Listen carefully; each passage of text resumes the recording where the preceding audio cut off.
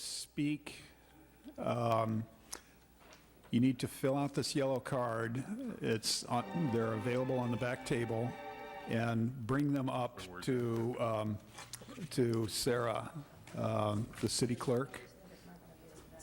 Okay? All right.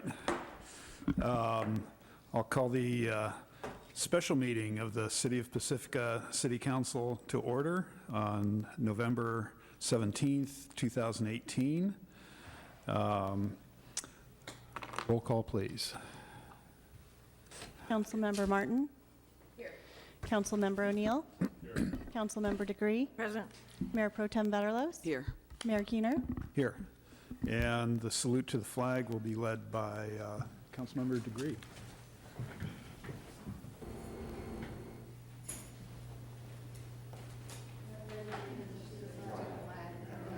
Of America, and to the republic for which it stands, one nation, under God, indivisible, with liberty and justice for all.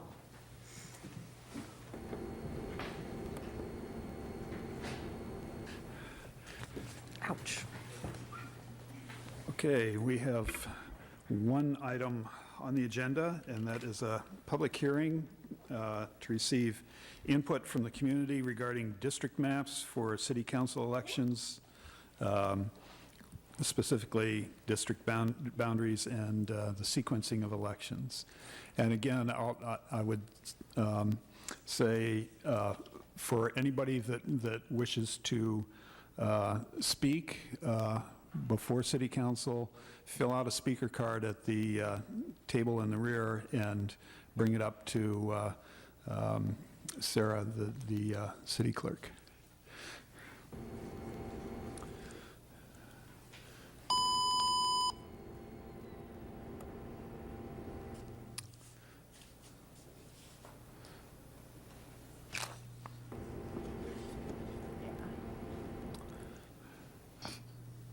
And we're trying to get this all in order now. Thank you. Would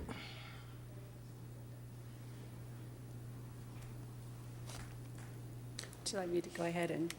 Yes, yeah, please. Okay. Good morning. It's my pleasure to be here. My name is Shalise Tilton. I am Senior Consultant with National Demographics Corporation. Our firm has been assisting the city in its transition from an at-large based election system to a by-district election system with 5 districts. Presently, the city is taking advantage of a safe harbor provision that protects the city from a lawsuit. So as many of you know, the city has been threatened with a lawsuit stating that its at-large system dilutes the voting strength of its protected class groups. And unfortunately, these lawsuits, nobody has been successful in challenging one of these lawsuits. And we just heard 2 days ago that Santa Monica lost its 2-year case. They've spent, on their side, $5 million defending it, and the plaintiff will be able to recover their fees, which will likely exceed $5 million. So it was likely not the process that the City Council would have preferred in making this big decision to do it in the manner in which it's being done, but the law says that if you're able to meet certain timelines, we can cap your liability to $30,000. So the city made that financial decision to prescribe to these very tight timelines in order to protect the city's liability, cap it at $30,000 for a potential plaintiff to recover fees. That process lays out 5 public hearings, and we are in the 3rd public hearing. So the first 2 initial public hearings, and actually there were 3 other meetings where you first adopted a resolution of intent and then had 2 public hearings to receive input from the public on how we want to see these maps drawn. And this is the first opportunity for the council to actually see the maps and deliberate on the boundaries. So this is a little bit more interesting than the first two, where your hands are kind of tied and you're wanting to see maps so you can see what it could potentially look like for the city. Okay. Have we been successful? Okay. The city has created a website. It's called drawpacifica.org. And I'm going to be showing that up on the screen here. And those of you who have your laptops or have your computers with you, you can certainly look at it as well. This is, there's a link from the city's website to this site. If you don't remember the website name, but it's drawpacifica.org. And on that, there's all kinds of information and resources about the districting and redistricting process and the steps that are involved, as well as opportunities for the public to participate. So this is a process that, granted that the timelines are very short, that's one of the reasons why we're here on a Saturday, is try to reach as many people as we can and to get opportunity for all those meetings to take place. On the website, you have an opportunity to draw your own maps. And there are a couple ways you can draw a map. If you came in and you looked in the back, there is what always looks to me like a coloring. You know, you see these hanging in cafes, draw your own Thanksgiving map. Well, this is our draw our own Pacifica map. And there's one on the back table, and what it is just a map that's been divided into population units. Those population units are groupings of the census blocks. And so there's just groups of census blocks that show you the population numbers, and what you can do is do the map yourself, because one of the overriding rule when we're drawing these maps is that each of the 5 districts have equal population. So when the maps are being drawn, it's important to have equal population.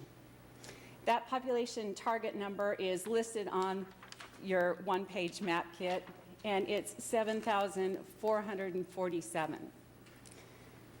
So the rule is, or the courts agree, that you can have a no greater deviation of 10% between your least populated district and your highest populated district. So those numbers need to be as nearly equal as possible, with no greater than a difference of 745 between the largest and the smallest district of your map.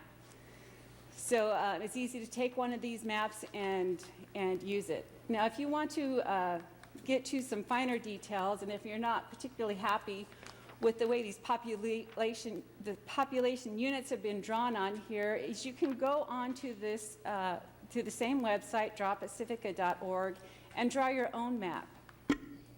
And in that, when you're using that map, you simply select census blocks. And the census blocks, so you basically just click on every census block that you want in your, say if you're drawing a District 1, and say I want to assign this to District 1. We are restricted to the census, using the census blocks. So that's the only way that if a map was ever challenged saying that you did not have equal population, we can prove that we've used the federal census. The other difficult thing with this process, so sometimes, let me go back to those census blocks. Sometimes you have the census blocks are drawn in very unique ways. So especially for an area that has some unpopulated areas, they'll draw the census blocks with these little funny arms. And that's in one census block, and there's nothing we can do about it. So that's why we get some funny looking maps with some little funky arms, and you're thinking, why in the world would you do that? And that's simply because that's how the federal census block is drawn, and they've assigned that census block that way, and that's what we must use. So when you're talking about having these perfectly drawn lines, they will never look perfect, especially in a city like Pacifica that has unique geography. You're not going to be able to just evenly divide it up. And you have different population density areas and a lot of areas that are not populated. So when you look at the 3 maps in the back, you'll see that, in your mind thinking, one, they're not even in size. And again, that goes back to our population density requirement, or equal population requirement. Typically, that District 1 looks very small compared to, some of the other districts, and that's for population reasons. And also, now I lost my train of thought on that. I'm sorry. I can't remember where I was going with. Size? Oh, yeah, and the size because of where the concentration areas are. The other factor that we need to keep in mind is that we need to protect the voting power of protected class groups. So in this case, we have some area of concentration for our Asian Pacific protected class group. So we're talking protected class groups. These are groups under the Federal Voting Rights Act that have had some history of not being able to fully participate or having conditions that have existed that have prevented them from fully participating in the electoral process. So when you're talking Asian, the Asian American community or the Latino community, it's based on language barrier. So there have been, throughout our history, there have been times when voting materials have not been available in these various languages. So there have been history that has existed that has prevented this protected class group from fully participating. And then you have protected class groups of your Black community as well as Native Americans, Latinos, and Asians. We did get 2 maps that were submitted by the public. One of them, and we encourage this too because it helps us to know your neighborhoods. One of them was for a single district. That is in the agenda packet. If you were not able to look at the agenda packet online, there are some printouts of the full agenda packet in the back. It has the agenda on top, and towards the back are all the maps. And each of the maps has all the maps we'll be talking about today. The reason we have blown ups of and we had a second map submitted by a member of the public, but unfortunately it only has 4 districts, so it doesn't have the correct number of population per those districts. So we're unable to use those district boundaries, but those also do give some guiding information if someone were want to take one of those maps and carve out a 5th district.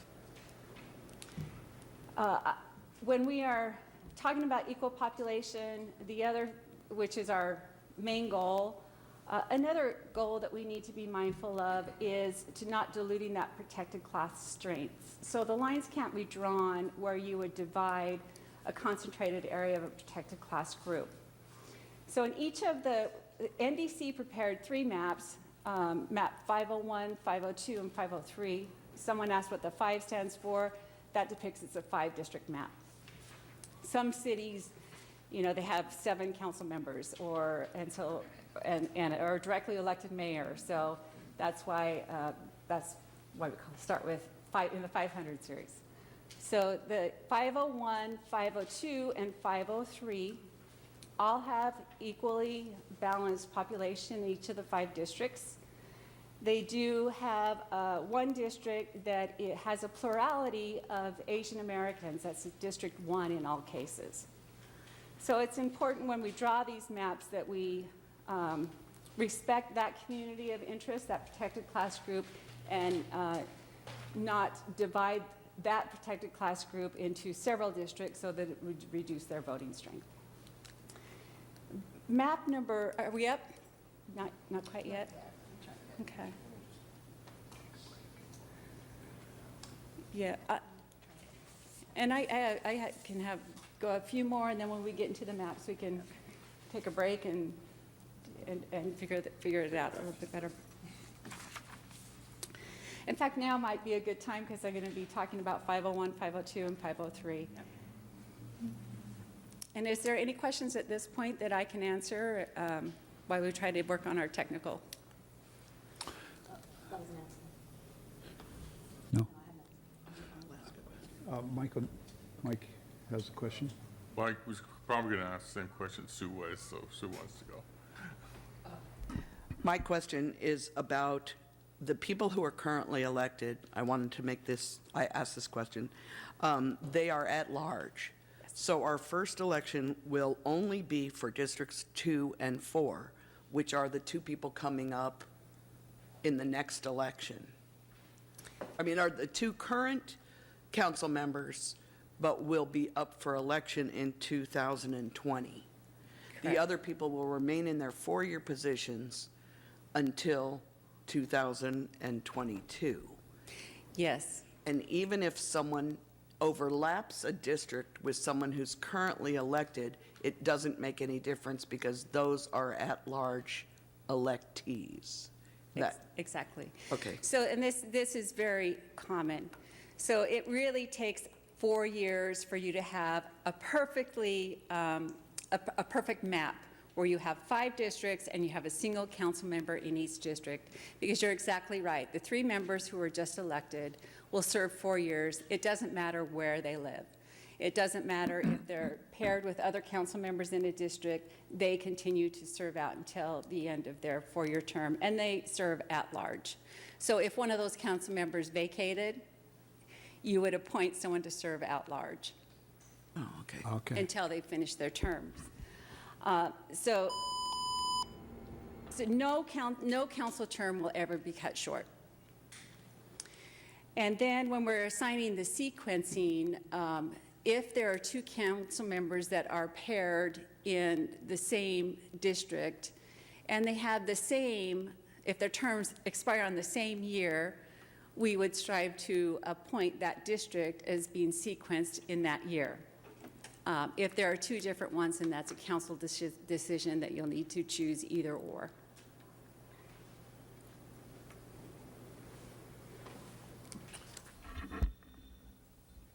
Mayor Keener?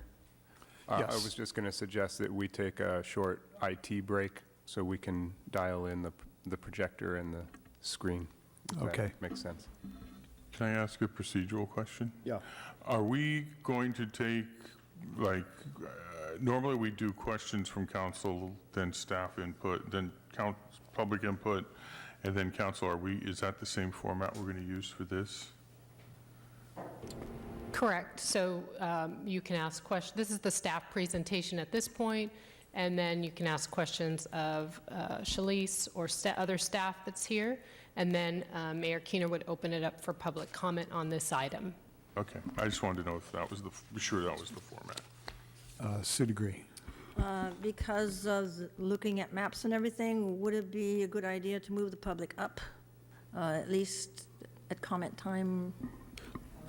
Wait until they make the comment at the podium, but somewhere to bring us a little bit closer and the maps closer? I think that's a fantastic idea, and we'd be happy to move the maps forward during the break. Yeah.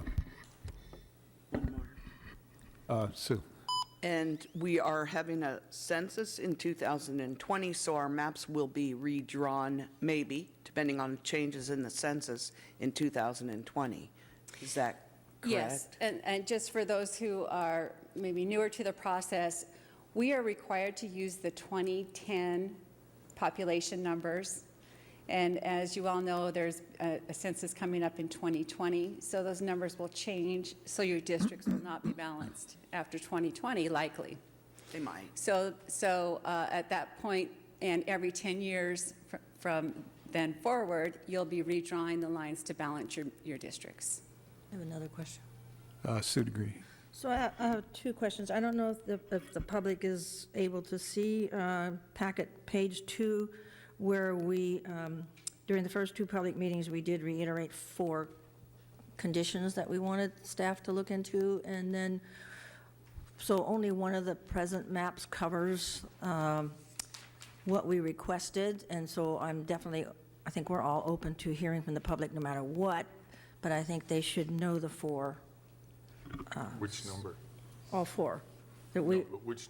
oh, the map, Which number the map covers that actually. what you're stating? Yeah, the map that actually covers what we requested, which was that every district cover include a part of the coast, so we all understand coastal issues, and that is 502, I believe. And so I think public input for anything, we're open to that, but then how do we address that? Oh, I assume I would know how we would address that. We would bring it up for discussion. And during the map descriptions, I intend to speak to that. And you're exactly right. Map 502 is the one that achieves that goal and has each of the districts touch a portion of the coast. The map 501 was focused more on keeping neighborhoods intact, which was another goal. So oftentimes it's difficult to achieve both. We attempted to do that in 503. So we attempted to keep the neighborhoods intact as much as possible in 503, and in 501, 501, mostly just the neighborhoods. 502, our goal was to have each touch the coast. And when you say neighborhood, can we have a definition of what we're talking about there? Neighborhoods, we used the, I think it was the planning department that provided a list of neighborhoods. Let's see if I have that map. Valamar, Rockaway.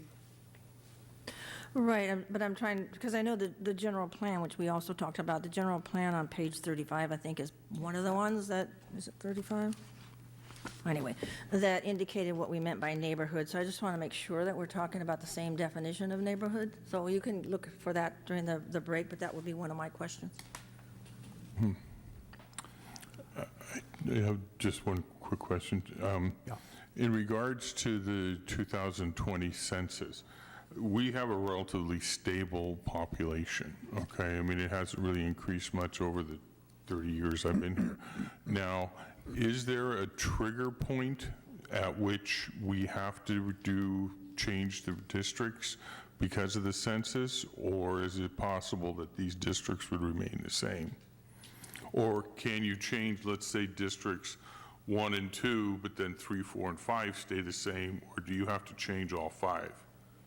There's no requirement to change any of them as long as they're population balanced. Okay, so if they stay within the same parameters, we can just leave them at, well, not, I won't be here, but, you know, somebody at that point can just leave them as is, or just change one if that one needs to be changed, or 2, I guess. Correct. So there is a requirement to go through the exercise, to look at it and make sure they are population balanced. Right, because I was just kind of concerned because I think it's, what about, the estimated cost is what, about 100,000 every 10 years when it, to redistrict? Yeah, Yeah, sorry, I was going to say, well, the districting cost, I think, this year in the initial year is more because it includes the attorney's fees that we'll need to pay from the safe harbor process, et cetera. So the actual process will be less expensive. Okay. I mean, the future process should be less expensive. Okay, thank you. So, I guess we don't have to take a break now? No, it appears not. We were going to move people to, We were going to move the maps, not the no, I thought you were, no, I suggested the maps and the people. people. People's voluntary. Let's just move the maps. We can see everyone.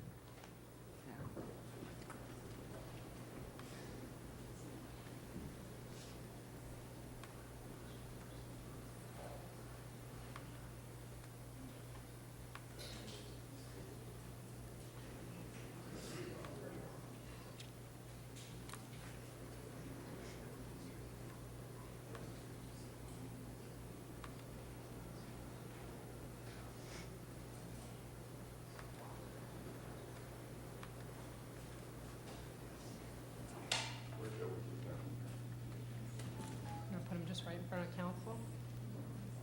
I think you'd probably want to turn them, wouldn't you? Yeah, you want them for the public as well. I mean, we have it in front of us. We have it in front. Yes, and so maybe 1 or 2 on that side and over on this side also. We have it in front of us. Actually, it might be good if the camera can zoom in for the television Oh, audience. yeah, that's a better idea.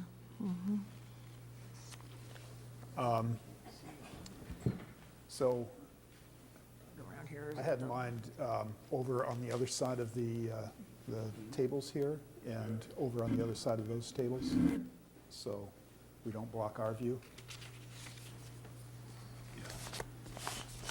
Can his camera zoom in that close to see it for the television audience? Okay. Great.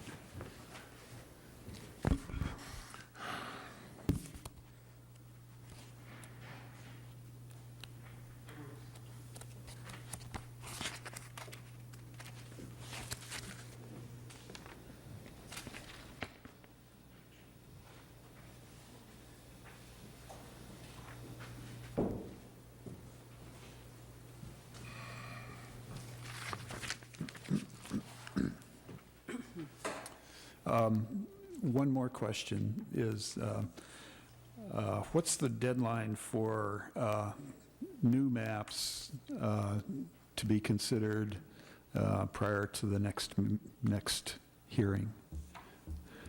Sarah, do you have that in front of you? So the deadline for the new maps to be considered would, for the public submission of new maps would be November 19th, which is Monday. Just for Okay, the, thanks. That's because we have a requirement to post the maps, the draft maps that will be discussed 7 days prior to the meeting, and the next meeting would be special meeting would be Thursday, November 29th. Yep. Okay, great. Yes, the legislature, they don't have to abide with Brown Act and things like this, so they don't quite grasp at what short amount of time that is for the public, and it's frustrating. But any map must be posted on the website 7 days before the council can deliberate on it. So I'd like to mention to the audience that's here. 7 days or 10 days? It has to be published 7 days, so the 10-day requirement is to give us a couple of business days to produce the maps. Okay. So no matter what format they're submitted, they will all look the same as they do up here. Yeah, okay. And then we typically only produce the maps that are legally population balanced. Yep. All right, thank you.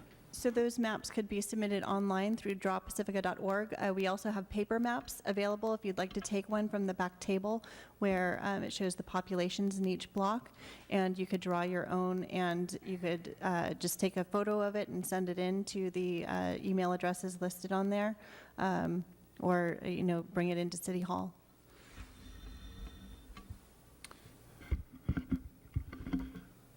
Okay, continue. What I'm showing on the screen is the interactive map viewer, and this is available from the city's website. What's nice about this map is you can zoom into very closely into streets. So if you're not sure where the dividing factor is on a particular street, you can zoom in and get very close to where those lines are. You can change the base map view. Right now I have it on street view. So you can see as you get closer and closer, you can see where those dividing lines are. I have clicked on the right-hand side, map 501. That's what we're presently looking at. If I unclick that and click on the population units and counts, that tells that this is the same as that paper map. So if you would prefer to use this in helping to see very closely where the streets are, because the population unit maps don't quite exactly show all the streets, this would show all the streets if you're wondering how close, if you wanted to add a different population unit and what street boundaries that is for. Also on the website, we have each map in PDF form. And each of the maps is a 2-page. And I understand that this is small. I have it on the screen simply just to demonstrate that this data exists. So for each map and for each of the 5 districts of each map, one is able to look at various information about each of the districts. So for example, on map 501, and I mentioned that District 1 has the Asian Pacific Islander, has the highest concentration at 51% of citizen voting age population. The citizen voting age population is the category that the courts use to determine the voting strength of that protected class. So they have a majority of the way that map 501 is drawn for its District 1. The other information that is available on this data is, of course, voter registration, voter turnout, age, immigration, language spoken at home, education level, household income, housing status. This is all very useful in defining communities of interest. Sometimes that's a very important factor in where a line is divided. So that information is provided and helpful so you can see the strength if all of your communities of interest represented. So as we're going through the discussion, I can flip between each of the maps. I can give if the council desires, I can give just a short description. We started to get into a little bit about how the maps are drawn. So map 501 is a map that would be considered highly compact. And you may say, well, it still has some funny looking lines, and again, that's because of the way the census dictates. And this is where, as it's difficult for us to define your community for you, your neighborhoods for you, but this is an attempt to keep as many of the neighborhoods intact as possible by still respecting our goal of not dividing the strength of the Asian American population.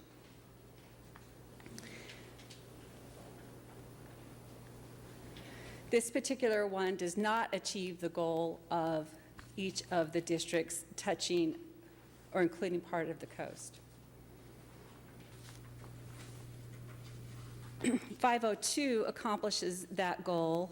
It does lead to a few odd shapes, but it is a perfectly acceptable map.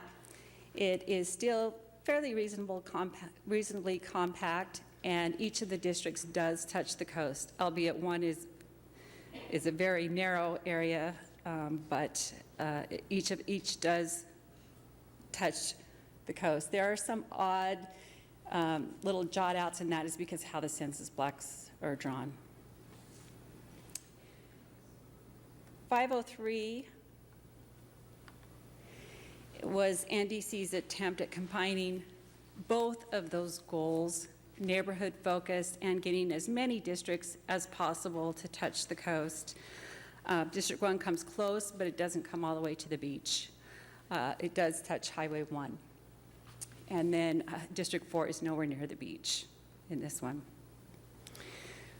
We tried to look at economic centers to see if we could evenly distribute them among the districts. That was quite possible to achieve and still respect the other goals that the council had outlined.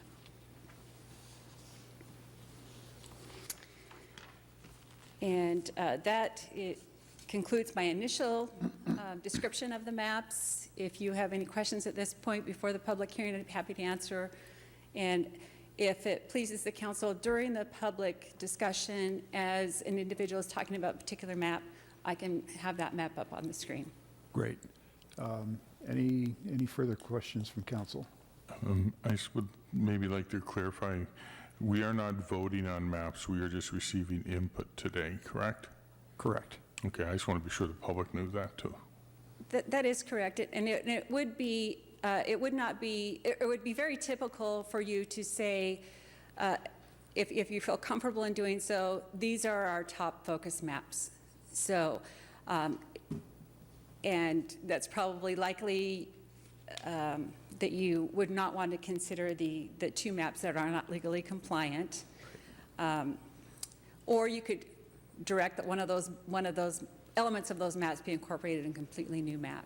But if you could, if there is one of these three that are compliant that you know should be out of consideration, narrowing it down to two focus maps is also helpful because it helps the public to know. The other maps all the maps will stay in consideration. None of them go away. It's just simply on the website it would show whatever maps are council's top focus maps. And you could do that at this hearing, or just leave it as it is. Yeah. Sue Vadalos. Where the map lines are drawn down the middle of streets, one side of the street would be in one area and the other side of the street would be in the other area, is that correct? Yes. And that's the way the census blocks are drawn, so you'll see that. Quite, okay, thanks. Okay. So I'll open the public hearing, and I have 3 speaker cards on this issue. John Sebastianelli, followed by Dave Goodwin, followed by Dinah Verby. And more coming.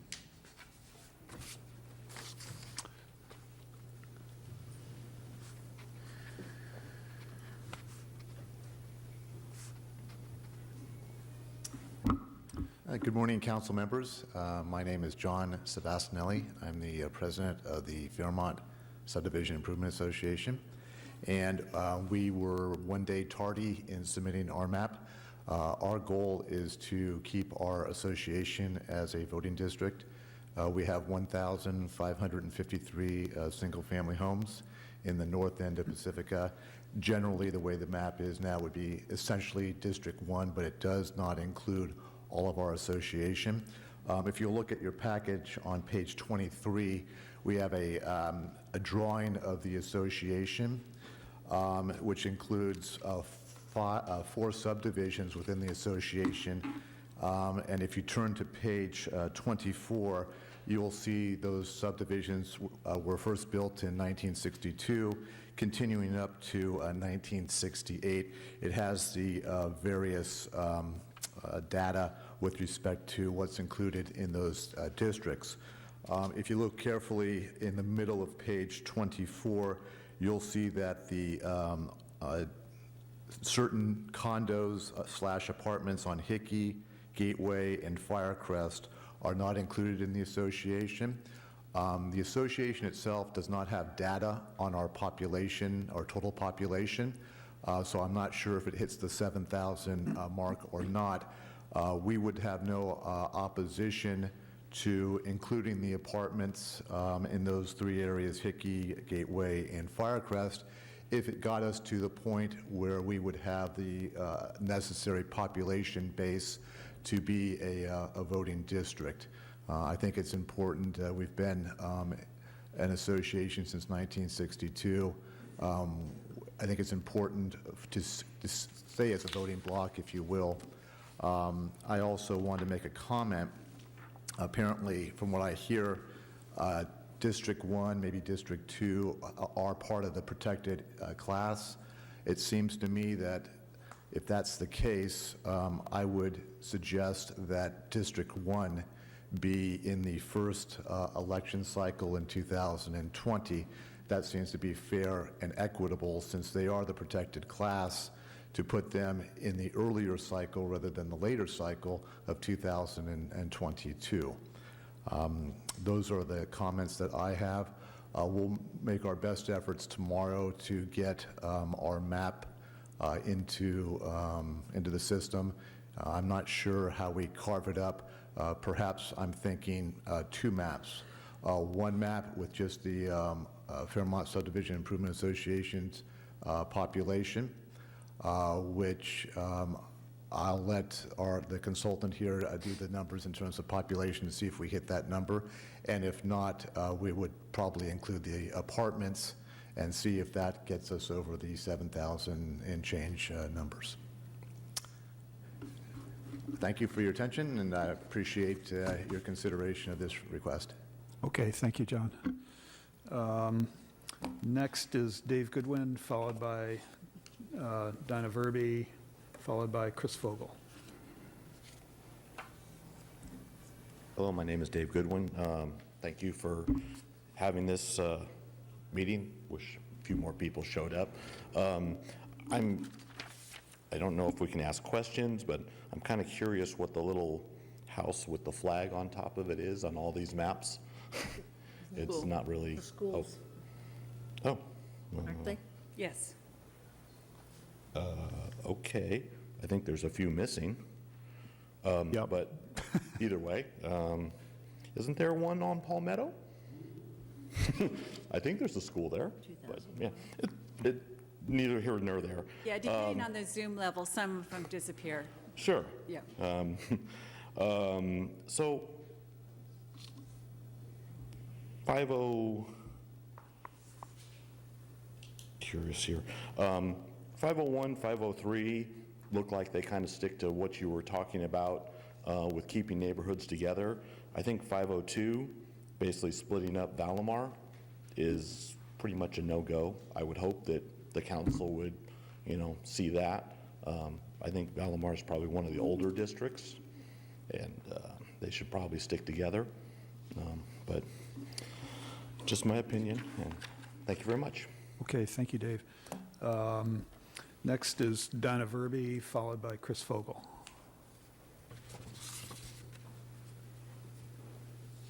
Good morning, Dinah Verby. I live in Valamar. Valamar is kind of right in the center, and it's where Reina Del Mar is. And as most of us know, Valamar is a really discrete neighborhood. There's only one road in and out. It's a valley that dead ends against a bunch of hills. So I really do not like map 502 because it does split Valamar into two different districts, which does not make sense either from any standpoint, but particularly from a topographical geological standpoint. And I think that is one of the criteria that you have to consider. So that if you looked at it topographically, you would see that we're on map 502, the proposed split in the middle of Reina Del Mar, you're going to have just a handful of houses that would be grouped with what looks like Park Pacifica, and they're separated by all kinds of hills and things, and so that just doesn't make sense. So I'm opposed to splitting Valamar. I think that needs to stay together in one district. I have another comment about the election in general, based on what I observed in the last election. And I don't know if it's the city or perhaps it's the county that sets up our polling booths, our voting centers. But this election, because it was mostly a mailed ballot election, the voting centers were reduced to only 2 in Pacifica. One was on Reina Del Mar. The other one was way back at St. Peter's on Odstad. And I spoke to many people who didn't know that was happening. There are still a lot of people, including myself, who prefer to vote in person. And there were people at the north end of town who did not have a voting center. And I suspect that a lot of people didn't vote because of that. So what I would like to say is when the districting happens, if you can coordinate with the elections office, there should be a voting center in each district, in my opinion. I don't think people up in District 1 and 2 should have to travel south on their way to work and, deal with all that traffic if they want to vote in person. I don't know, maybe they're doing away with in-person voting altogether and eventually, but to the extent that we will still have in-person voting, I would like to see that happen. Thank you. Thank you, Dinah. Chris Fogel. Hi there. My name is Chris Fogel. I have basically 2 questions. I don't know if you would mind taking them up when you have your discussion. I'm wondering, first of all, if there's been any subsequent litigation after districts have been drawn by cities, if this gentleman that's filed this has come back and taken a look at how they've been drawn, and if there's been any issues, if he's had any follow-up litigation. Just interested in that. And then the second thing I wanted to bring up was that one of your districting principles was to kind of respect the existing boundaries of city council members. And maybe I missed it, but I don't see anywhere where the locations of sitting city council members are on the maps.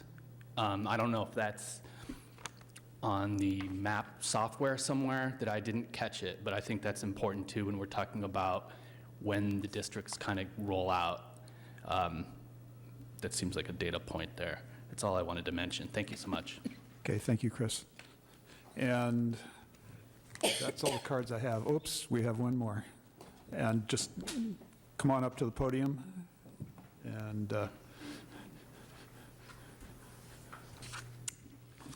Good morning. Thank you. My name is Margot Myman. I have two clarifying questions. The first one has to do about the communities of interest regarding the Asian American population, and I just want to understand the maps 501 and 503 for District 1 have an Asian American Pacific Islander population above 50%, and my understanding is that we need 50%, which means that 502 maybe shouldn't be in play at all. So I just want to make sure I understand what is the threshold to prevent further litigation around communities of interest. And then the other question has to do with the location of the residence of the city council members. In the future, when we do have 5 districts, does someone who wants to run for city council have to be a resident of the district for which they're running for? That's my question. Thank you. okay, thank you, Margot. And now I have no more speaker cards, and seeing nobody jumping up at the opportunity, I'll close the public hearing and bring it back to council. And first off, so could the consultant answer some of the questions that came up during the public comment? Yes. Okay. Okay. And I made some notes. Do you want me to go through the notes I had, or? Yeah. Okay. Sure. So Mr., and I'm sorry if I'm butchering the last name, Stanisnelli? Oh, Sebastianelli? Yeah. Regarding the population area of your association, and I can, if there's time after this meeting ends, I'll be happy to do a quick review of the mapping tool where you can quickly draw those boundaries to match the map you submitted and get an idea of what the population units are. So anyone who wants, and if it's okay with staff for me to stick around a little bit after this meeting, I can show you how to use that tool to know how close you're coming with the population units. I started to do it quickly, and I think it's possible, but it may dilute the strength of your Asian American population. And that, I take it, is a no-no. We can jump to that question now. Okay. And that was a question that was raised by the last speaker. And so once we go to districts, and this may answer one of the questions by the next to last speaker as well. Once we go to districts, you are immune from a CVRA challenge, no matter how the maps are drawn. But you are still subject to the federal laws.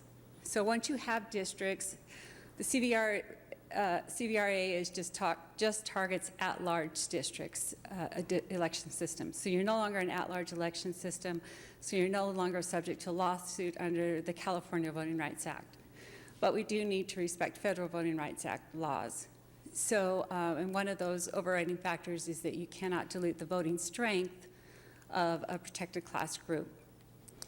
So certainly, 51% is a good indicator that you can get a majority. There is a certain margin of error when we're doing these population units. So each of the maps, 501, 502, or 503, have a plurality of Asian Americans in that district.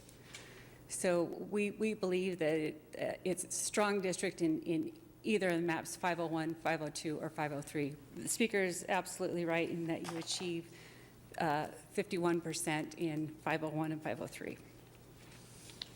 Okay. As far as being able to show the locations of the council members, we can absolutely add that overlay. Let me see if I can get to it. And those should be the incoming council members. Right. Not the current council, okay?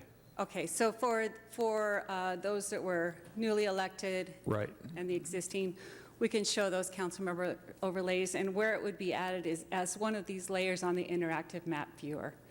So you can see right now I have population units. Let me go ahead and click one of the maps. And then there'd be another box that says location of council members and council members elect. Great. Thank you. I think that covers the questions that I wrote down. Mayor Keener, I believe the last speaker had one more question regarding whether somebody running for city council needed to be a resident of the district. Right. And that is correct, that they would need to be a resident in the district for which they run. Does it have to be their primary residence? Yes. Okay. Yeah. And so there were two speakers that commented that one of the maps split Valamar, and so that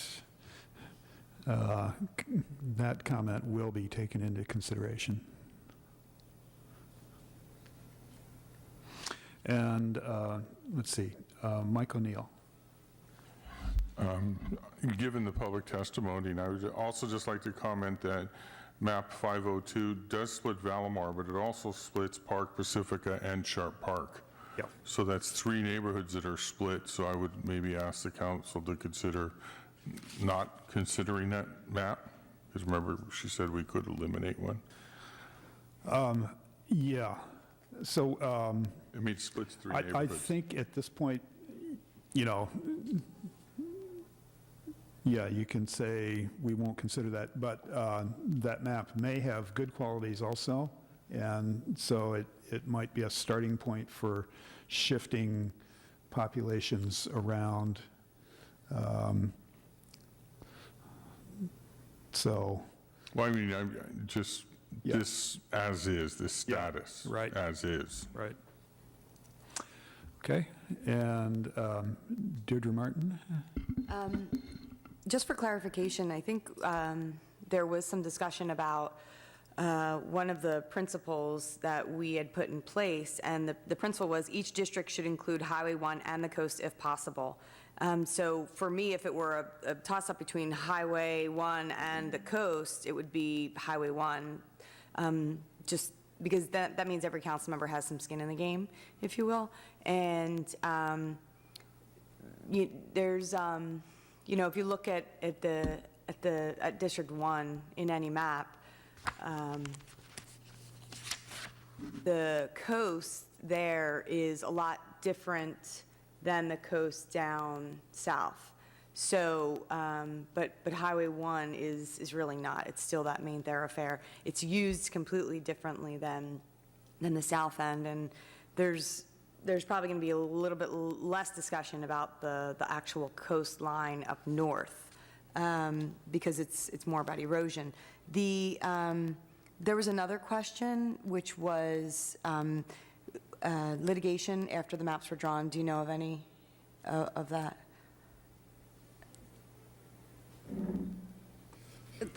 We just received word of litigation, potential litigation for the city of Martinez, and theirs was based on not protecting the protected class group or deleting the protected class group. So it's very early. It was just served within a matter of days. It's the only one I know of, and we think it's going to get thrown out because it has no basis with CVRA. Was that, who brought that to, who? Schenkman. Oh, so, wow. So it was Schenkman that, so they put districting in place. He's testing the waters, yes. Now he's trying to see what he can do. Wow, my blood feels a little bit like it's boiling. So then the other kind of discussion that I sort of just really wanted to have, and I know it's not I just want to have the discussion. What I heard a lot of people say they don't want to split neighborhoods, and while I love that statement, I do want to just kind of talk about I want to talk about why. I want to hear other people's thoughts on what happens if you split a neighborhood, what is the downside, what is the upside. My first thought is, oh, more representation, that's cool. Two different, people to listen to, in one neighborhood. But at the same time, I know there's also sort of downsides to that. So I'm curious to hear what others' thoughts are. I just hear like, don't split a neighborhood, but I want to hear pros and cons of each. Because I think it makes sense, but I also think we should all listen to all sides. So. Okay. Sue DeGree. Right, I also agree with that. I also want to come back to what is our definition of neighborhood? So how are we determining neighborhood? What characteristics are we dealing with? Is it only geography? Also, I think we need to take into account what the Fairmont Association said. Again, yeses and nos as to why that should stay one unit or not.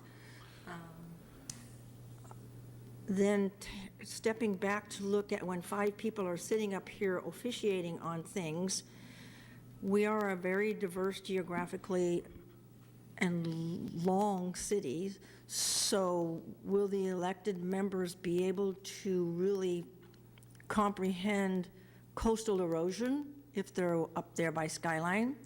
And will the folks that touch coastal erosion but don't touch Skyline and the erosion, et cetera, issues and traffic up there? So how do we do our best to make sure that the representatives from each district will still be able to feel affected by those things? Because some of it's going to involve taxation of all of us, because we can't afford erosion things totally on grants, I don't think, and the reason for that is because the numerous fires that are happening will happen, and the numerous erosions that are going to happen on the bay side as well as the coast side, so, and in the nation itself. So competition for limited available money is going to be huge. So those are just a few comments. Okay, thank you, Sue. Sue Vardalos. I don't think any of the maps are perfect. I think 502 hits on our goal of touching the ocean, but I do see that it separates neighborhoods, and I can understand why people don't want their neighborhoods separated, so I think we can make adjustments so that we're still hitting the coast with every district. I think that's really important because the coast affects everyone who lives here, not just the people who touch it currently. It affects every single person. So I think that that still needs to be considered in the maps, and I don't see that any of them are perfect. But I wouldn't eliminate 502 just because Valamar is not one district. Okay, thank you. Any other comments? Well, yeah. Yes, Deirdre. So does anyone have any thoughts on splitting a neighborhood, or sort of what your thoughts are on the pros and the cons? And I just hear like, don't do that. And none of these maps are set in stone. It's like we can readjust as necessary. So it's not like it's 501, 502, or 503. And the other thing that we do still need to discuss is the other 2 maps that were put in here. One is called Estrella 1, and that has Pedro Point and Lower Lindemar all as one district, and I think that's something we need to consider. And the other one was called Laurel, and it has 4 districts, while I understand there's not a 5th district, and there should be. I can see the use in some of these too. So we also need to talk about those things. So I have a question. Oh, sorry.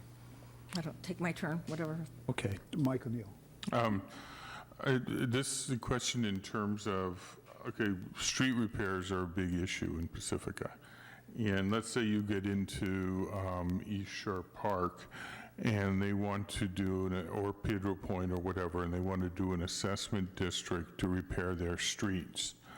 Do these district boundaries affect assessment districts, or could we still say Pedro Point wants to do an assessment and they're the only ones that vote on an assessment district? The same rules for assessment districts remain. So those who are affected by the assessment would be the voters, regardless of if they're in several districts. Okay. And then kind of like just discussing comments from other council members is I think one of the reasons we wouldn't want to split up a neighborhood is the fact that each of the only perfect map we have, I think, is the one we have now, but that's got to change. I think, each area of town has different issues, okay? I mean, West Sharp Park has a totally different issue than Park Pacifica, yet, and even Valamar, and you look here, and it's all in one district. So I think conscious of almost, I don't know what the right word is, common interests or whatever. And in regards to Highway 1, we are all affected by Highway 1. Okay, no matter where you live in Pacifica, that is the main corridor for transportation.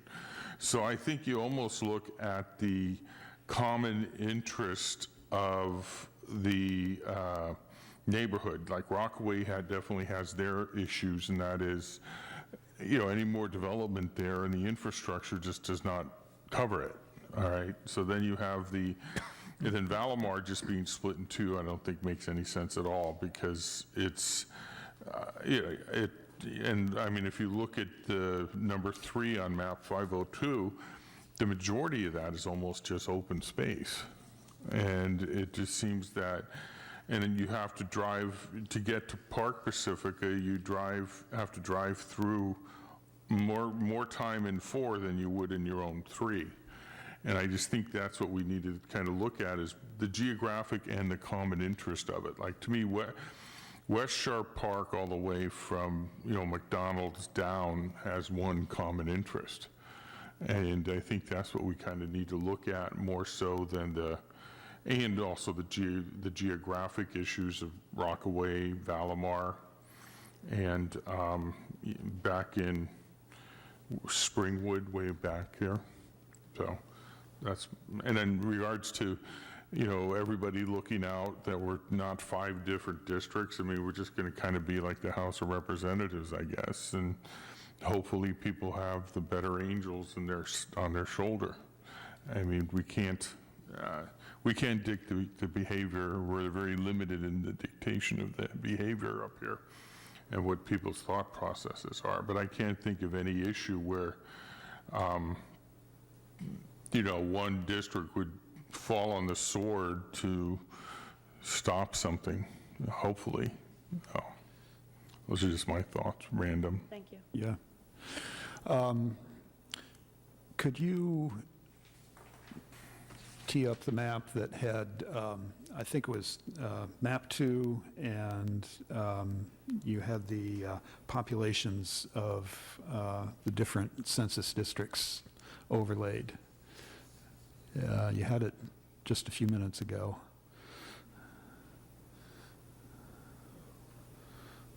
It was the very bottom box you had checked when that happened, I think. Yeah, okay, right. And scroll up a little bit so that we see what happens to Valamar, and a little bit more. A little bit more. A little bit more. Okay, that's good. Okay, so this sort of shows some of the problems that we have because of the census districts. So to include this last bit of Park Pacifica that is in District 3 in this map with District 4, so that it's currently green, and say we would want to change that to purple and change the purple district that has half of Reina del Mar, half of Valamar in it. So the district out here in green that we're going to move to District 4 is 2,000 in population, whereas the district that we want to trade for it and make it green is about 1,200. And that will, that is greater than the allowable variation. And there's not much help because the Maury Point district that has 0 population, and the coast side district that has Rockaway and Lindemar Beach has 34. So that's difficult.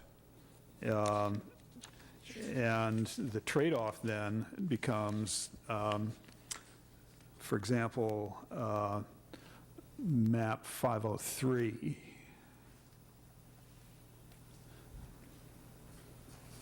Okay, now here we've made that swap. This large district is now with the rest, and Park Pacifica is all one district.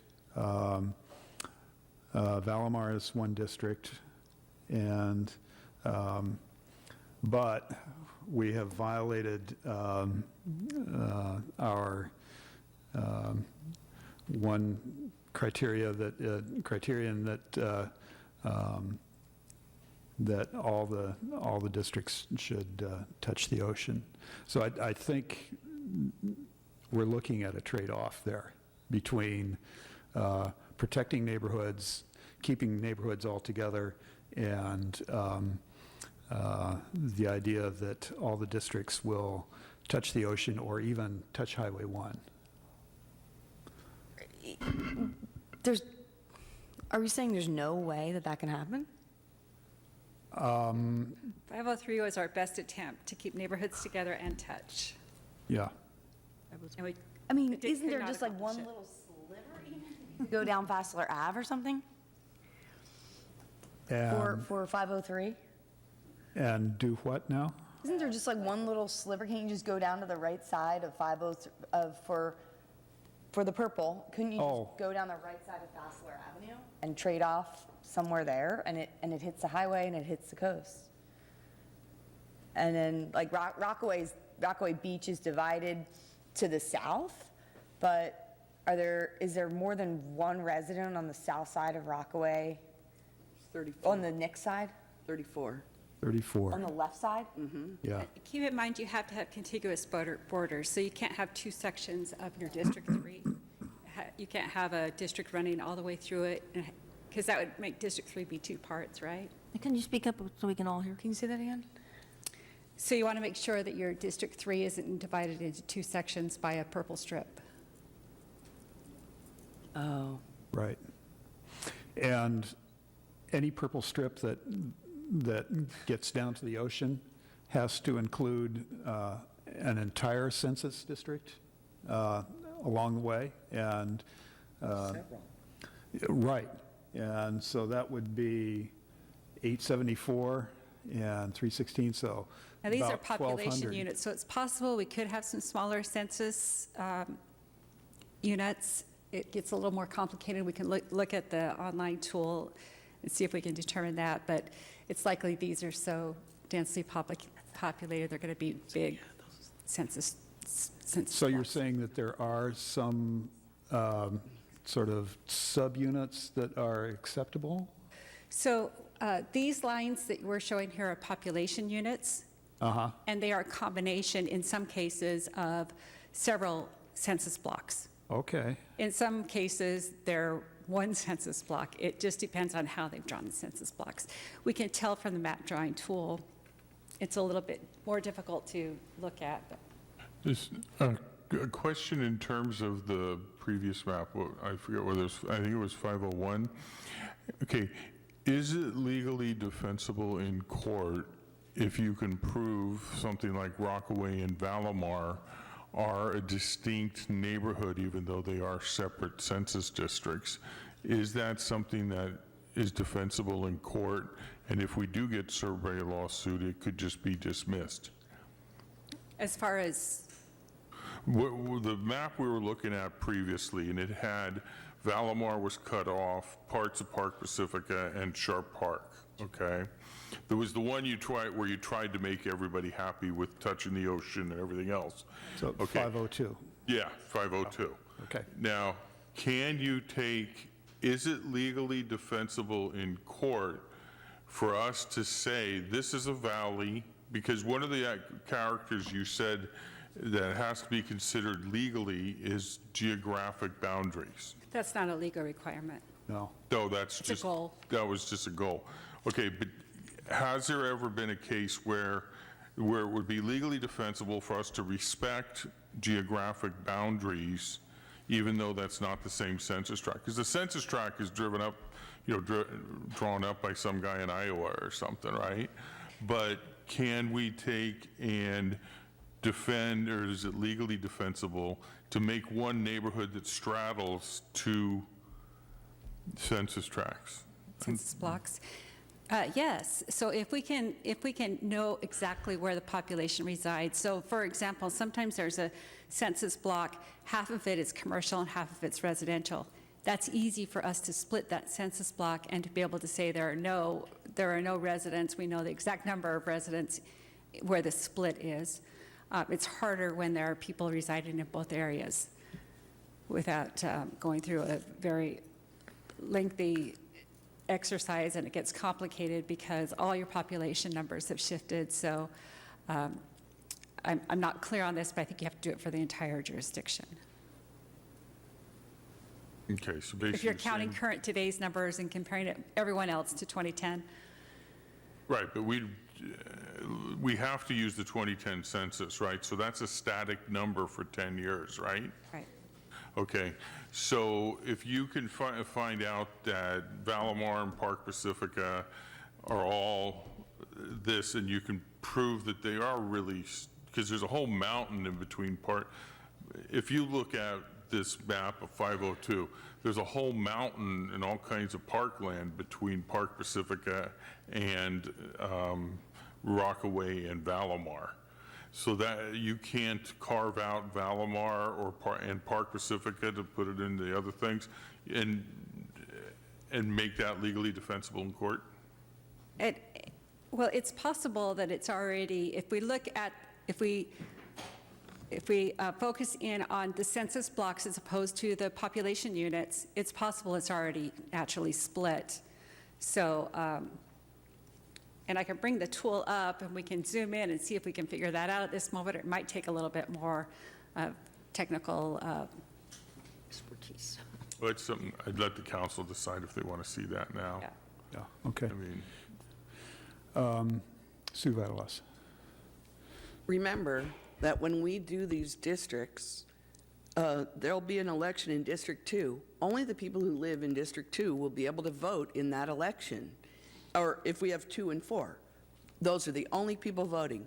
So if we split Valamar, the people in Valamar could be part of them voting in one election, part of them voting in another election, and it depends on what year it is. And I don't think people are really aware that if your district doesn't come up for election, you don't get to vote.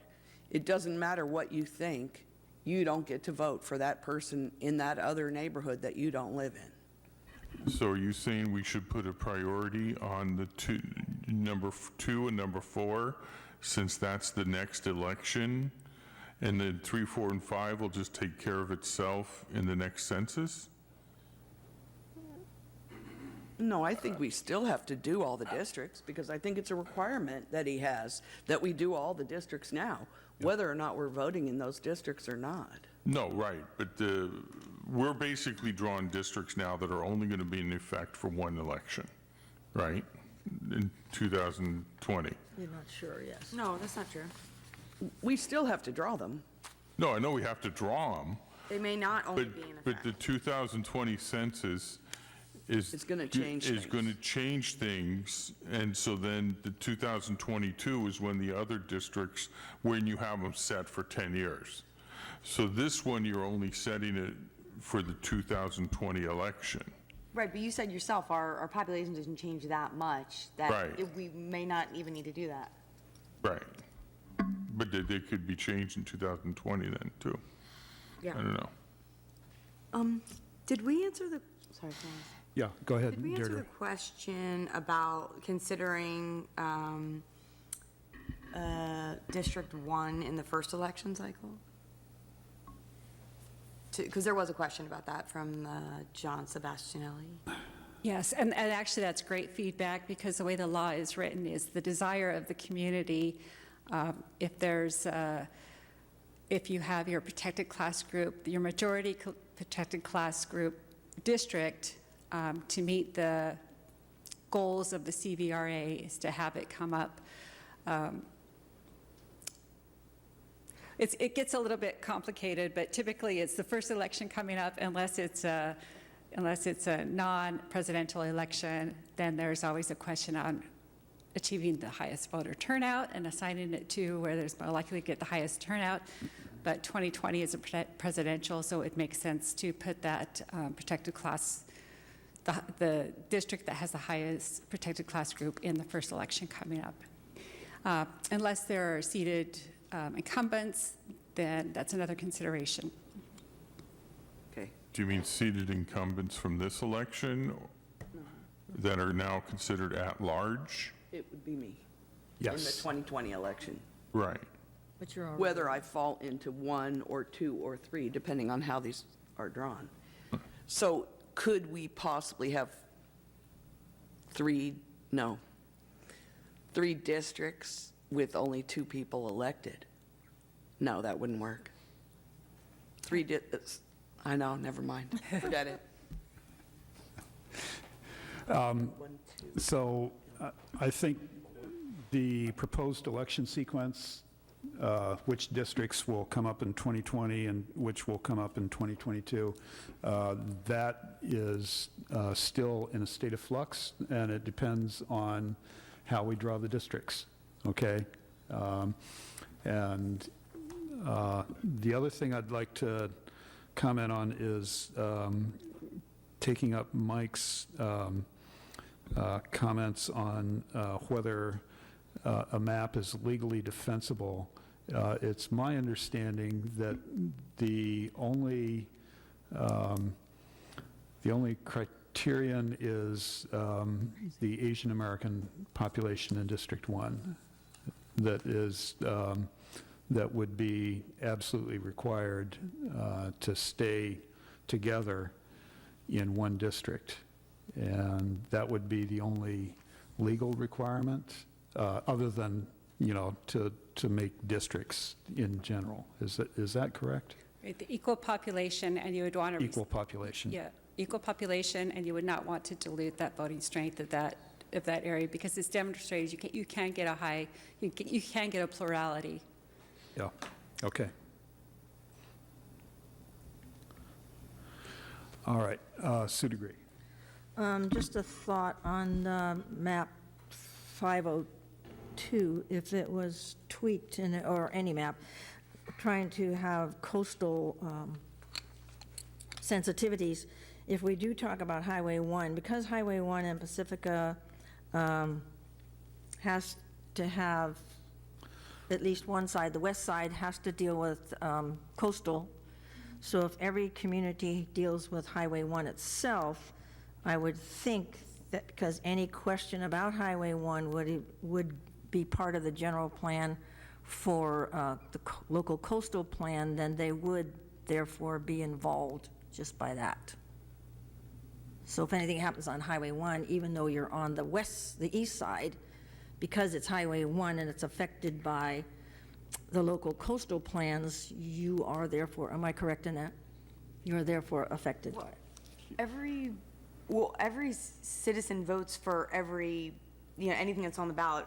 The only thing that is separated are council members. That's it. Every other issue is always everyone voting on it. Right. I don't So if there's an issue up in the north end on the coast, west of Highway 1, it wouldn't be just that district voting. right. It would be all 5 members. Okay, all right. Yeah. And voters also. That's what I mean, voted. Yeah. Councilmember Degree, could you clarify what you mean by issue? I just want to make sure everybody understands the question. So are you talking about like a measure, a ballot measure, or? Well, by issue, I mean erosion, erosion types of things, just like, is that clear enough? Okay, thanks. Because we're going to, a lot of those things, any erosion issue, no matter where it is in the city, is going to be impacted by the ability to pay. So. You had a blow-up of the Valamar district?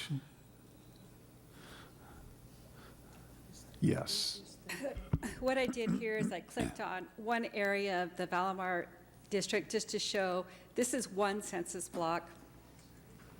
It has 963 in there. Yeah. If I click on this area, this gives us an idea of how they drew the census block lines. Sure. So just to clarify, a census block is a part of a census tract. Yes. Okay, so you could have several blocks in a tract, and it's legally defensible to take and use census blocks to design the maps. Yes, that's what we use. Just for ease in drawing the maps, we combine them into population units. Okay. But you can see these are very large areas. Can you scroll up to see how far the pink goes down? Because I see it includes Rockaway, but then you're kind of splitting Rockaway now, right? Right now, I've clicked on 2 census blocks. But Valamar's 3 census blocks, because the white part is... It's slow to scroll. I'm sorry. I don't want to go too far for you, but it has to redraw it every time. I'm not sure if I'm even inching up at all. Zoom out. Oh, let's see here.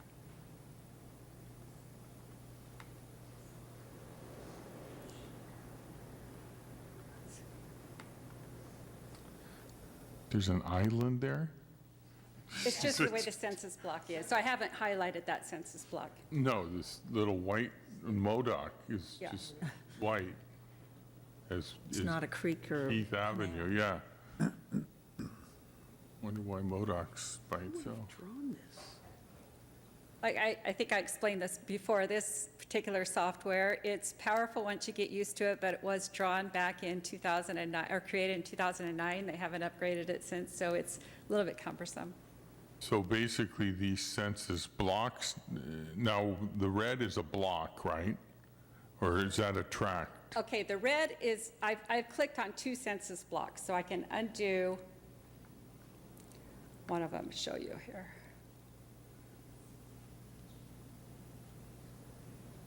Okay, now we're starting from clean.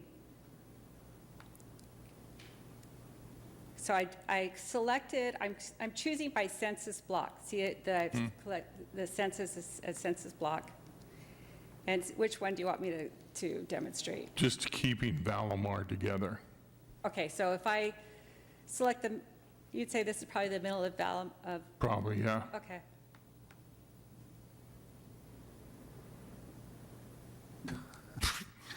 That's a census block. Okay. That's its own census block? Let's see here. When you say the word block, is it actually referring to, like, well, how we would say, like, it's it's, down here before. I'm sorry? how we would say it's 2 blocks away? Is that the definition of a block, sort of? Sometimes. But the word block is not referring to anything other than an actual physical block of concrete or... It's similar to street blocks. If you had a perfect street block city, then it would probably likely follow those very closely. Okay, thanks. You can see I clicked in at the end of this street here, and it got this whole area in one.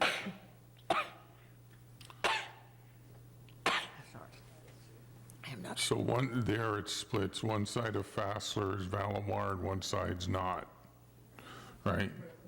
Side there, the Clara Creek, then it would grab probably like up to Edgemar or something? Or here? Yeah.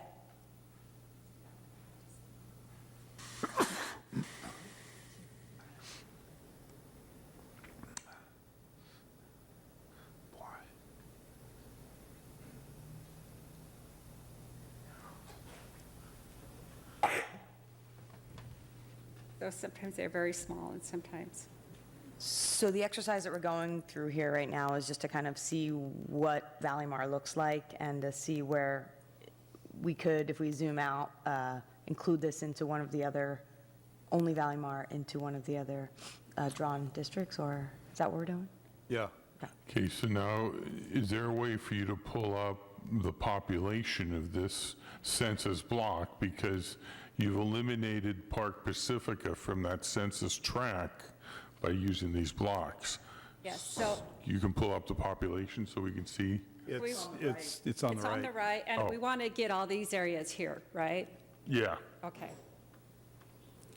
So I'm going to switch to my line drawing tool, and I'm going to take my line and kind of run it through all the blocks that aren't colored that we want.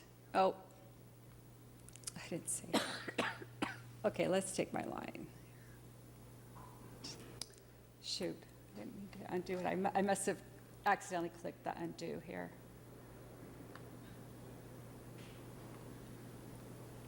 So we want all these.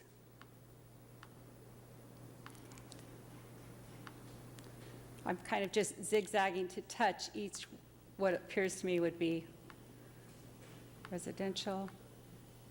As long as I'm touching a census block, it's going to pick it up. There's ways to, you can draw lines around it as well. Let's see what we come here.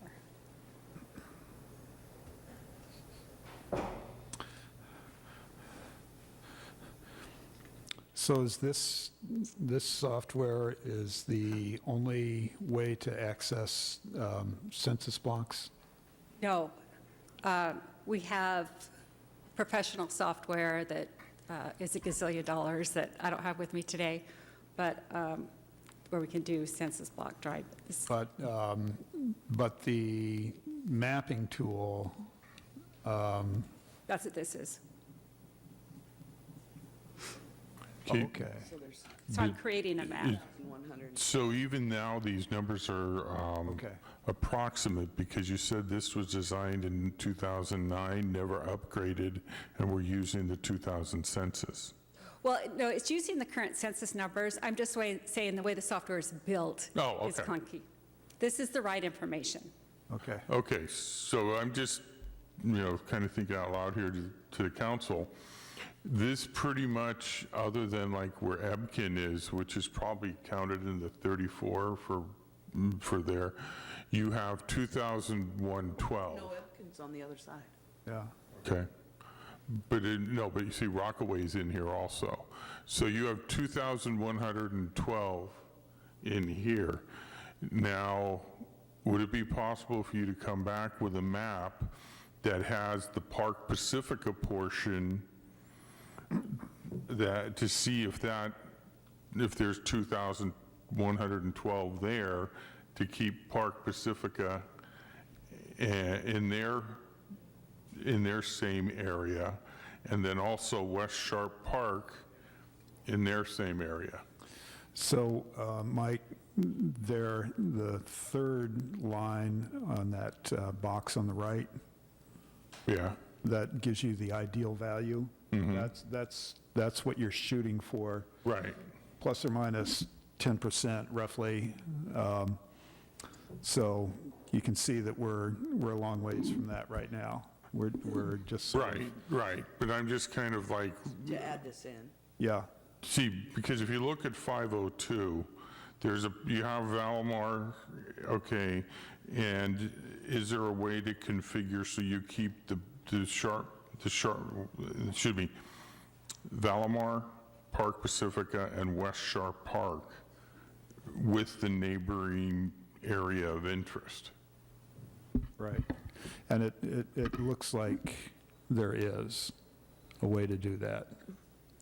But if you look at this, Mike, sorry, half side of Fassler is in this neighborhood. Right. So half of those people on one side of the street are going to vote in the other district. But that's unavoidable, because you have to kind of do that. That's unavoidable somewhere. Right, right. I mean, if you look up here, this is probably what street is this, Manor, up between 2 and 3, up there? Yes, It might be Manor, I guess? those are actual districts, though. Manor, Edgemar.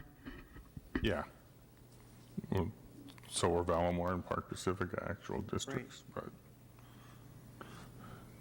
Sorry, I'm wanting to save so we don't lose what we've got here. Right. so We're am spinning. I kind of making clear what I was thinking? Or not making it clear? So, can I repeat what I think you said? Yeah. That what you're trying to do is to make, just to keep the neighborhoods together. Mm-hmm. And you're trying to sort of subtract an area of Park Pacifica so that District 3 or whatever it is accommodated by the Valley Mart, the more north Valley Mart, keeping that together. So you see that part here from, it looks like it's probably Terra Nova. Which map are you on? I'm on 502. Okay. You look at Terra Nova coming down and you see there's this part where like Cape Breton, part of Park Pacifica and everything is there. So you've now taken away the green portion of Valamar, made it one unit with keeping Valamar intact. Now see if there's 2,112 people in here, which you then make 4 bigger. I see what you're saying, yep. Okay, and then next we work on West Sharp Park. So actually, what you're doing right now is the best approach, is taking an existing map and making the tweaks. So if you tell me, for District 3, you would like to move the entire Valamar into District 4, and then where would you like to take away? So it's the opposite. You shrink, you shrink, so District 3 gets bigger on the north end, Where Valamar is. and then, yes. So this, can we like move this one up and this one that way? So we're moving, So you want District 4 to be bigger or District? District 4 would be bigger, including Odstad and up where my house is. so Valamar goes into District 4? 3. No. No. Odstad Boulevard area goes into District 4. Okay, so Valamar all goes into District 3. Yep. Yep. Yeah, and then there's a top there where Fassler and Terra Nova meet, that also goes into District 4. Because then you're keeping the community of interests together. Is that, Dinah? Is that? I'm sorry, I lost track of what you just said. Sorry. All right. Just wait for the map. Yeah. You're hoping that the population will work I it out. drew it. Yeah. Councilmember O'Neill, it might be Who's helpful. talking? Oh, sorry. It might be helpful for you to go up to the screen and maybe point out where you want to expand and what you want to contract. Yeah, and then also if you could give us a supplementary area if we need to draw more population to keep those in track, where would your third choice be to? Okay. This is, What I'm hoping is this So this would be portion of purple. Odstad Right. Boulevard, and Park this Pacifica, part would go into green. okay, becomes part That of makes District sense. 4. Yeah. And this part of District 4 becomes part of District 3 for Valamar, and that these are approximately the same population. And then maybe this little bit of Park Pacifica here. And then disclosure, I do live there, but, you know, This portion here, okay. this little portion right here. To D4, or to District 4. From to District 4. You're entitled. So that District 3 would be all of Valamar. Okay.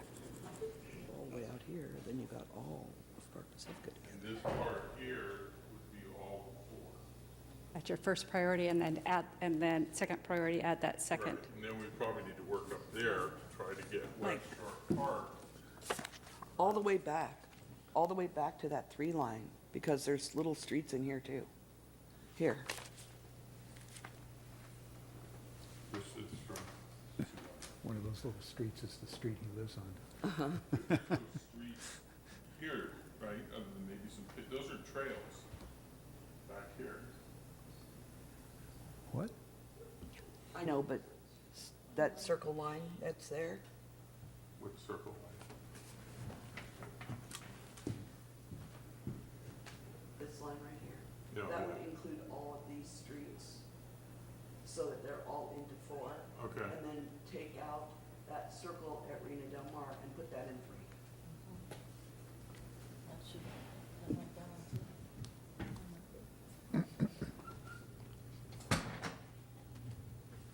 Okay. Here, we'll go back down. I guess, yeah. I would bet that Is that's that- kind of a similar population size. Yeah. Okay. Now we gotta work on West Sharp Park. Okay, yeah, for West Sharp Park, did you want to try to fix that? Actually, I think the next thing to fix will be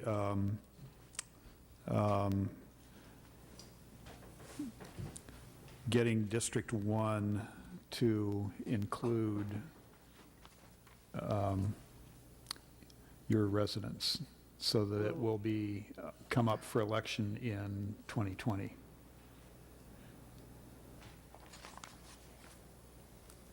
See what I'm saying? Yeah. Yeah. Are you looking at 502 right Is on 502, I'm in section 2, which is proposed to come up for the next election. But if people wanted section 1 to come up in the next election, then I won't be there. So typically, after the map's drawn, then we do the sequencing, or after, we do propose sequencing all at the same time, but we look at where the incumbents are and try to match to those if there's a single one in there. If it's a toss-up, then we would go with, especially if there's a protected class group, you would assign it, or if the protected class group is not assigned, you would go with the earliest one. Put your microphone up a little bit. Yeah, and say again how that works with the protected class group. So typically, once we do the proposed sequencing, and it's all up to, it's council's discretion on how to do the proposed sequencing. Right. Typically, once we get the lines drawn, we look where the incumbents and the council members elect are, and if it's clear and there's one per, if nobody's paired, we would assign it to the same year as that council member. If there are 2, then it would be up to the council's choice. However, if one of those is, if that district is a majority of the protected class group, then you would go to the wishes of the protected class group, which is typically to be up first. Yeah. Okay, so, So if it's a toss-up, yeah.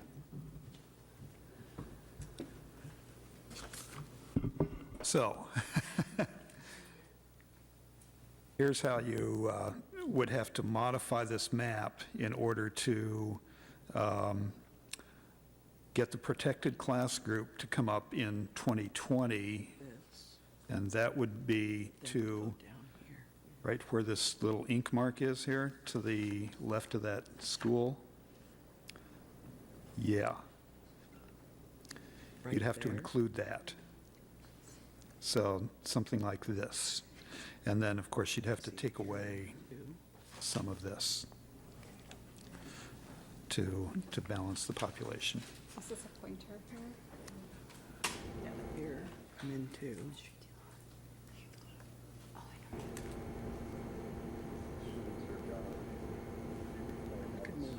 Yeah, yeah.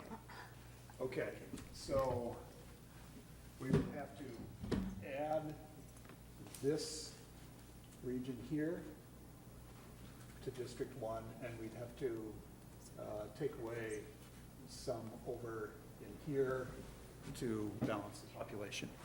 Yeah, if those populations Yeah, match. exactly, Okay. if they match. Okay, so I can kind of restate my understanding of a third or a fourth map that we'd be presenting and for the next meeting. And that would be taking draft 502 as a base. Making sure that all of Valamar, which as I understand to be these streets right here, to be in District 3, the green area. And then to balance out District 4, we would first try to take this entire area and move it into purple, which would be D4. If that's going to get us too populated, then we'd break it down to this area first, and this area second. That takes care of our Valamar neighborhood. Then we're up here for to try to get District 1 to be, for it to make sense to be in 2020, because we only have 2 seats to deal with in 2020. Right. We don't have 3. So to bring this down close to where that school is, and have that area included in District 1, and to balance out by making this cutoff go into this area go into District 2. Yeah. If there's some additional population balancing that needs to be done, is there an optional area to take from 2?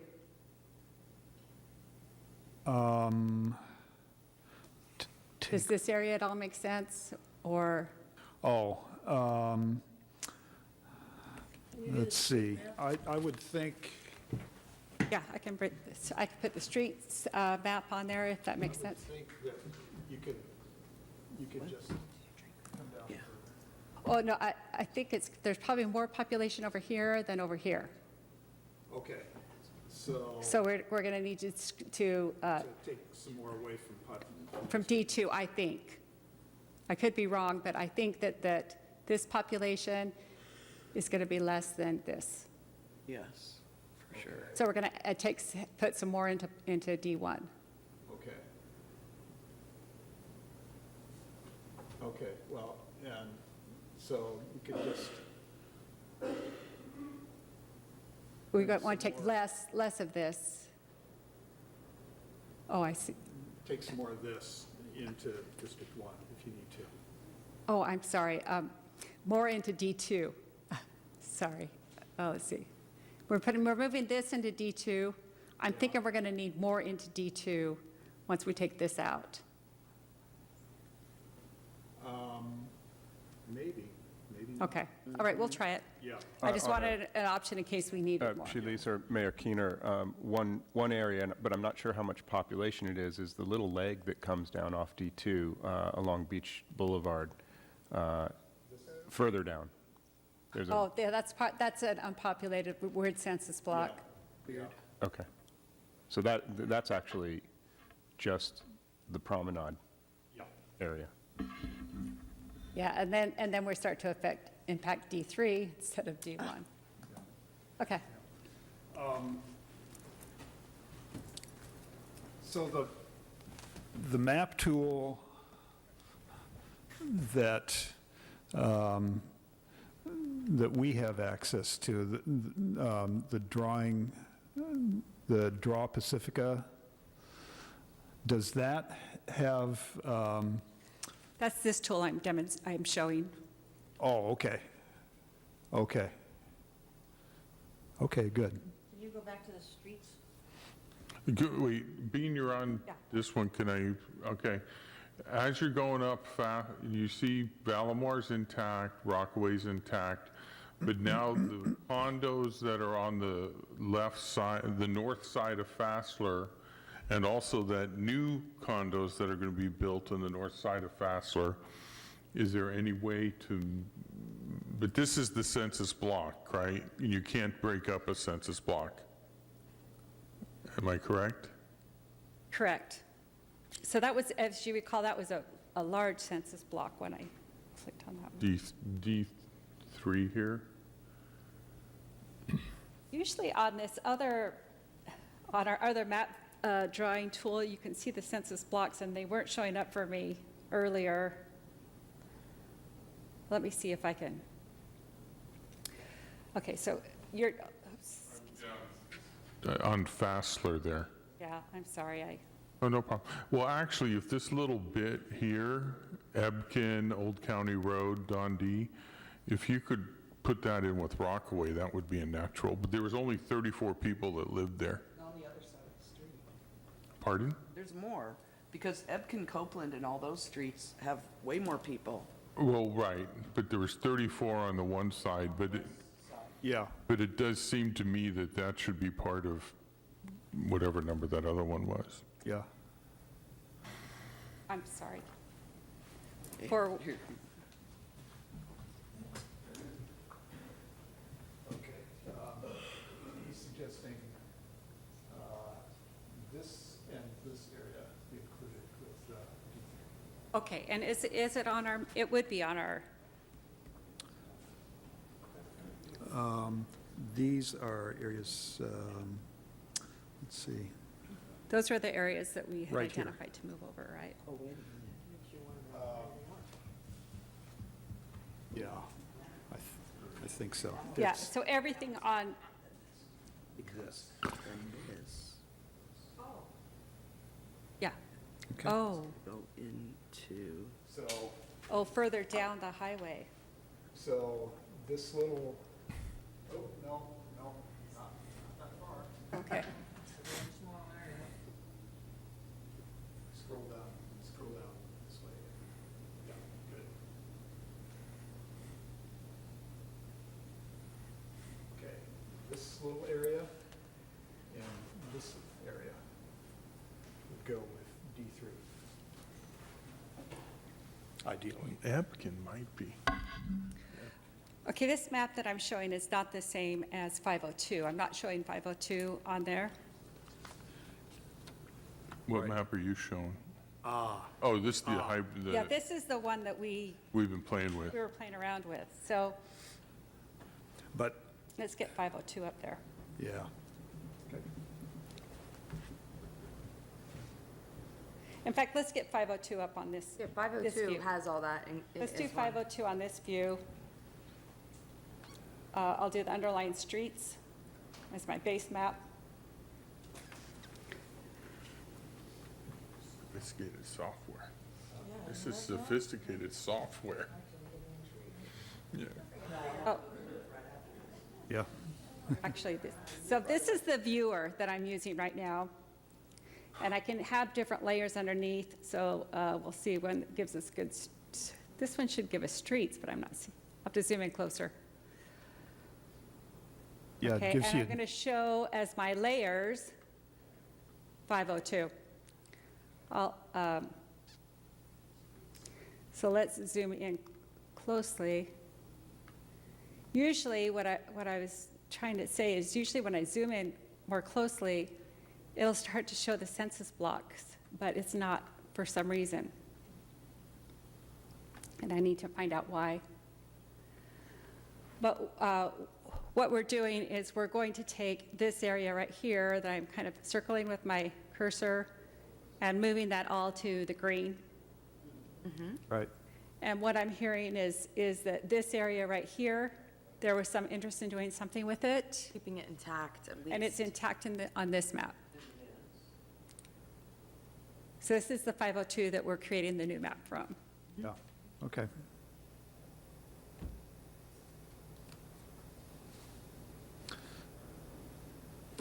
But in this viewer, so if you check the population units with population counts, would that give you the blocks? No? It's going to give you a grouping of blocks. So if you wanted to split it, there still is a possibility to split it because it could be a combination of several blocks. But it gives you some idea of what that particular area is. What's the little arrow on the right side? with population counts. Yeah, with the population counts. Yeah. So I have the population counts up there. It expands further, that box with population counts?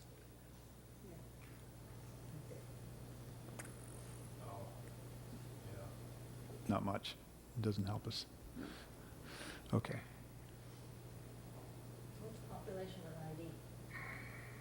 That's where we've just numbered all the population units consecutively, so when you go to the Excel, there's an Excel spreadsheet that allows you to do math.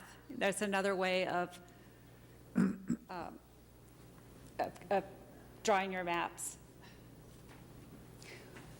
And We is can the take a peek Excel, up top and see how we're doing with the populations, if we're able to tell by population units of, is the Excel spreadsheet accessible from this viewer, or? it's accessible from the website. So you use it, usually people use it in combination with this viewer, and then they go into the Excel spreadsheet. It's all based on population units. You're So up in Daly City now. Oh, too far. Too far. There we go. There we go. I was just wondering if we could get an indication of some population areas. It looks like this population unit for the area that we're thinking is 979. And over here, Down, you have to scroll down a little further, I think. see where that,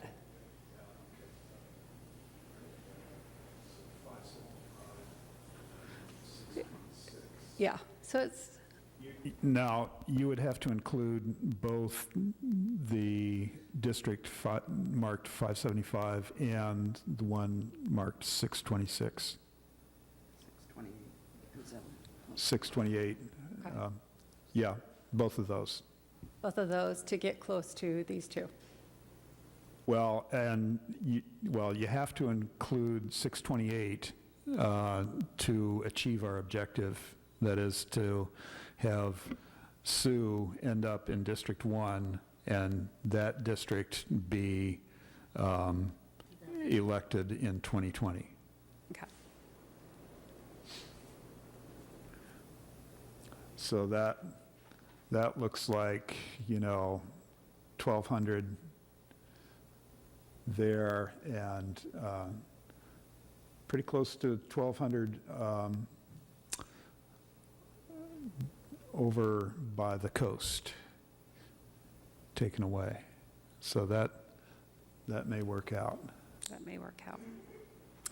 It's going to take out your entire coast just because the way, so you'll no longer have District 1 touching the coast. When you take the 979, it goes all the way along the coast, that census block does. Yeah.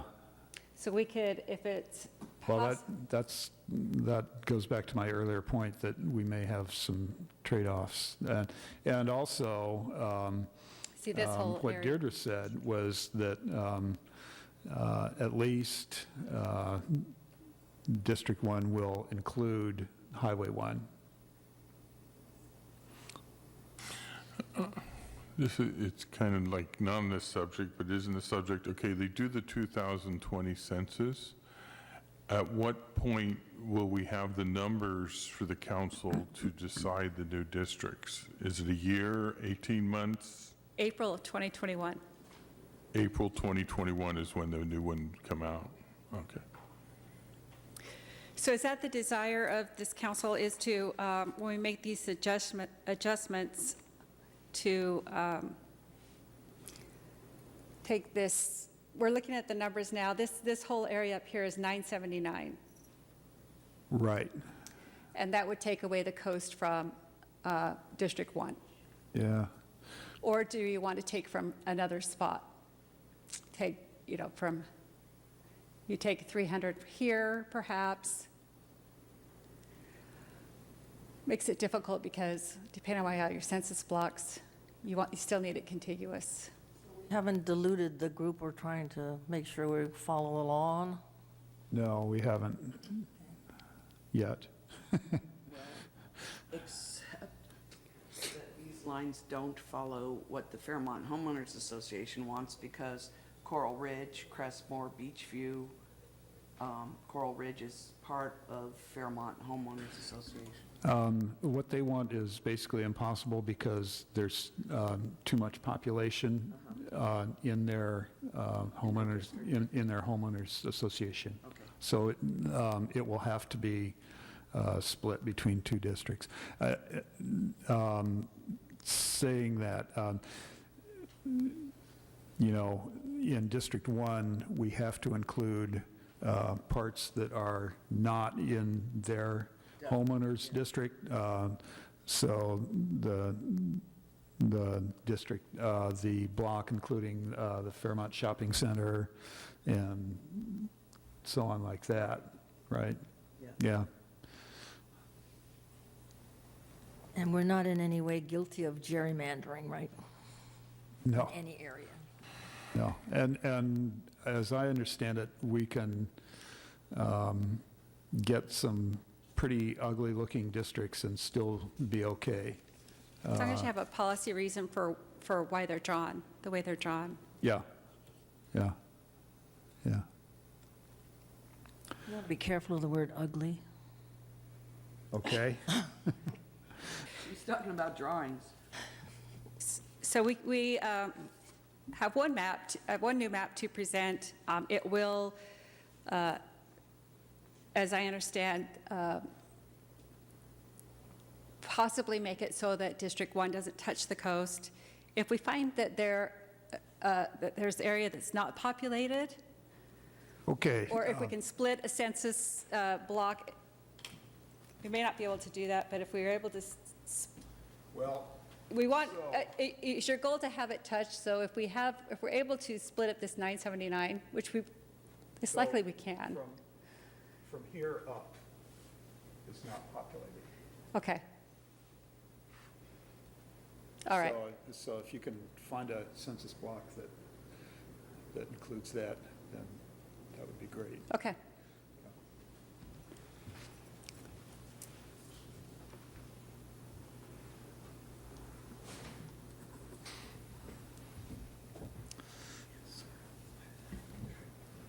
Right. And that may necessitate coming back with two different varieties, do you think? What you're concerned, what you last just said, maybe there's two possibilities that you might be coming up, whether or at least you have the latitude to come back with two different configurations? Right now, we'll be coming back with one map, and our priority would be to try to retain coast for District 1 if we're able to split census blocks, or if the census blocks happen to be drawn such that we can, our priority would try to keep District 1 having a coastal presence.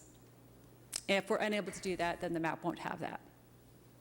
I can understand why we want everybody to have the beach. However, that area is unpopulated, so how, yeah.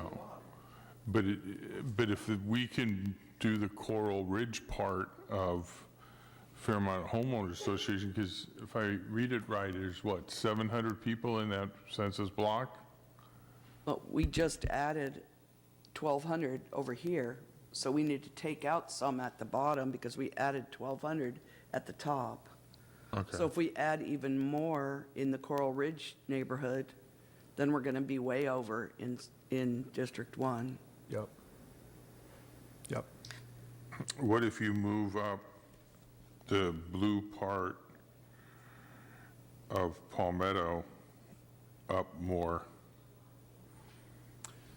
Am I understanding that correct? That's what we're doing. Okay. Yeah. That's the trade-off for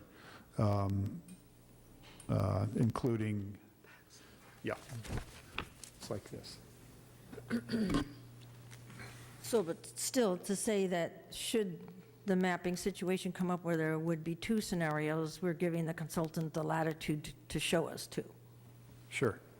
Yeah, of course. Yeah, But we're still having West Sharp Park be split in two, correct?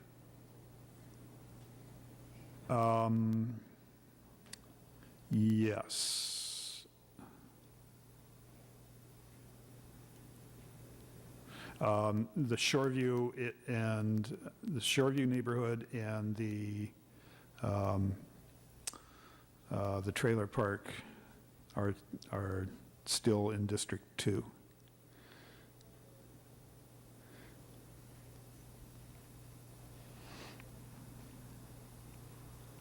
to try to get even closer to see if I can get census blocks to show up.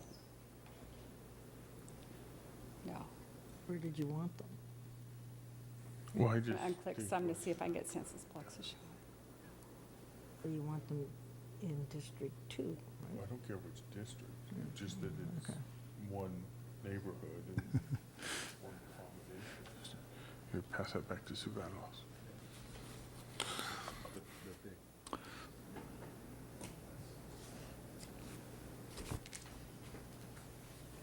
So when you're saying that this map splits Sharp Park, West of the highway where it says Palmetto Avenue, there's a part of West Sharp Park that's just like hung on by the tunnel, the under tunnel of under Highway 1.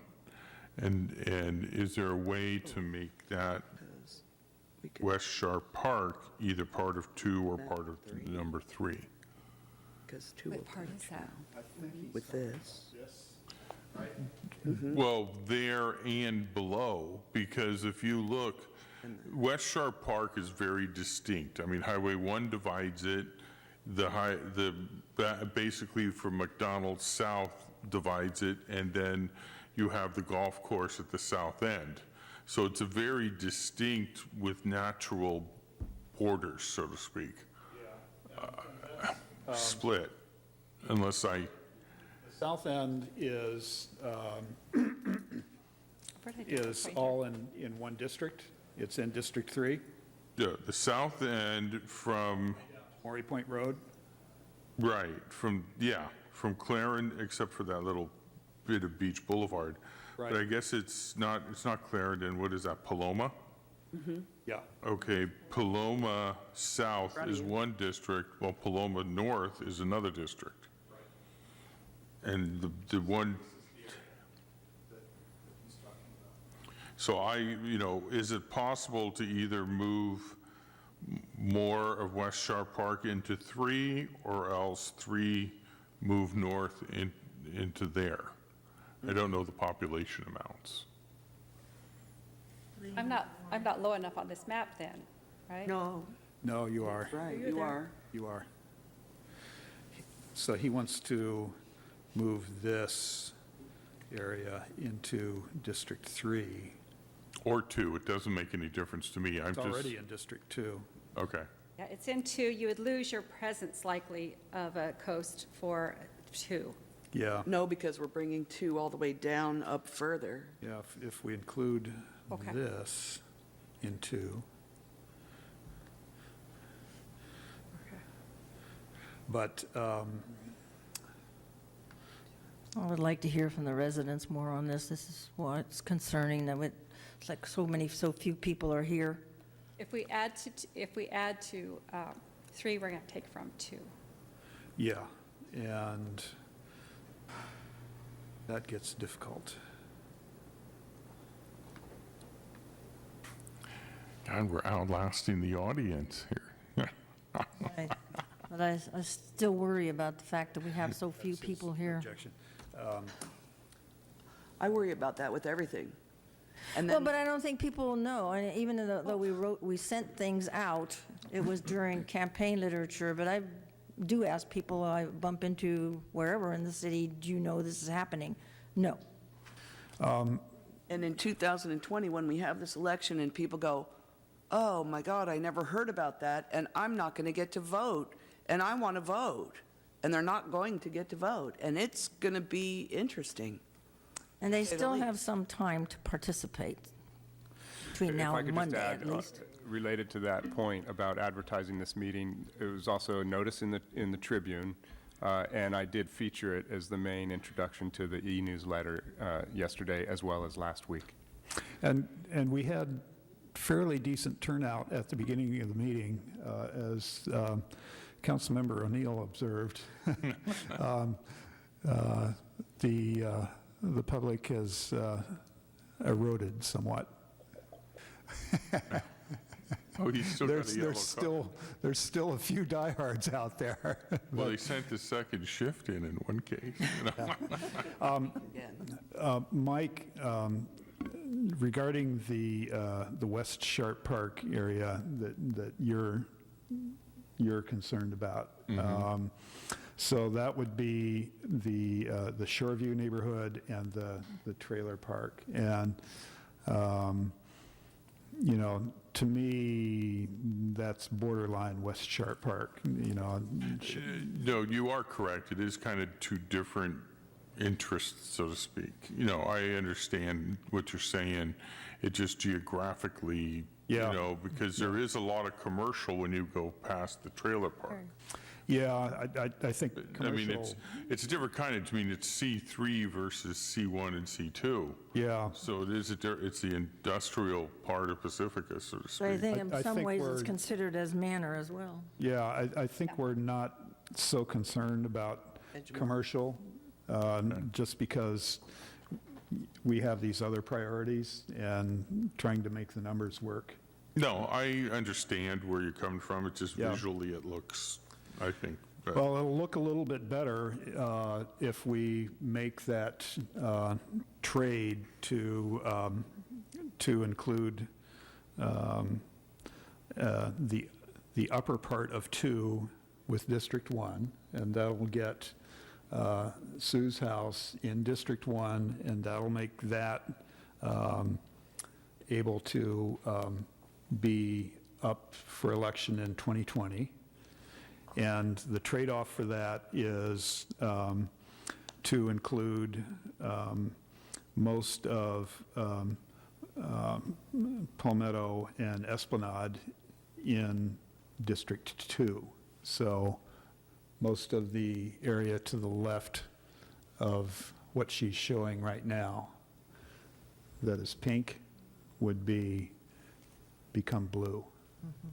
Which is considered manor area And then the anyway. Sharp Park Yeah. part will just come into 3, right? This other blue part will go into 3.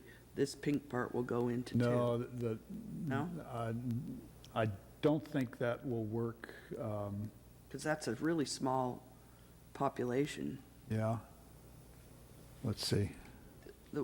Well, maybe not, with the Yeah. mobile home park. Mobile homes and Shoreview. Yeah. Yeah. That's considered manor area anyway, though. Look at Manor Drive, Yeah, okay. It's Edgemar. Edgemore, which is an older area. Okay. Anything else? We have another meeting, thank goodness, but The only other thing I would say is that if anyone here has any comments on this, that you can email us. I know you Yeah. do have comments. but Public we closed comments the again? public hearing. Yeah. yeah. Well, yeah, we can open up the public hearing again, can't Oh, we? then let's, Yeah. can we? Yes, it's within the mayor's discretion to reopen public. Okay, well, I'll take that discussion. Good. Just come up to the podium and you know, fill out a card afterwards. Do we? Yeah, yeah, come on. Why not? What do I do with my notes? Hi, thank you. David Goodwin again. Oh, okay. I think the goal of having each district touch the ocean is great, but I think anybody that lives on this side of the mountain cares about the ocean. I really don't think your district has to touch the ocean. It's, I mean, I think 501, 503, you know, they split things up, they keep neighborhoods. I know we keep talking about District 1 and not diluting the voting population. Well, that's kind of the same thing with the neighborhoods. Valamar, that's a voting population. You know, they have certain things that they care about. Rockaway, kind of the same thing. Sorry. So I think when we're splitting it up just because it has to touch the ocean, I don't really think that's, I mean, it's a great goal, but I don't really think it's a realistic goal. I think you'd be more happy about, you know, having a group that cares about something.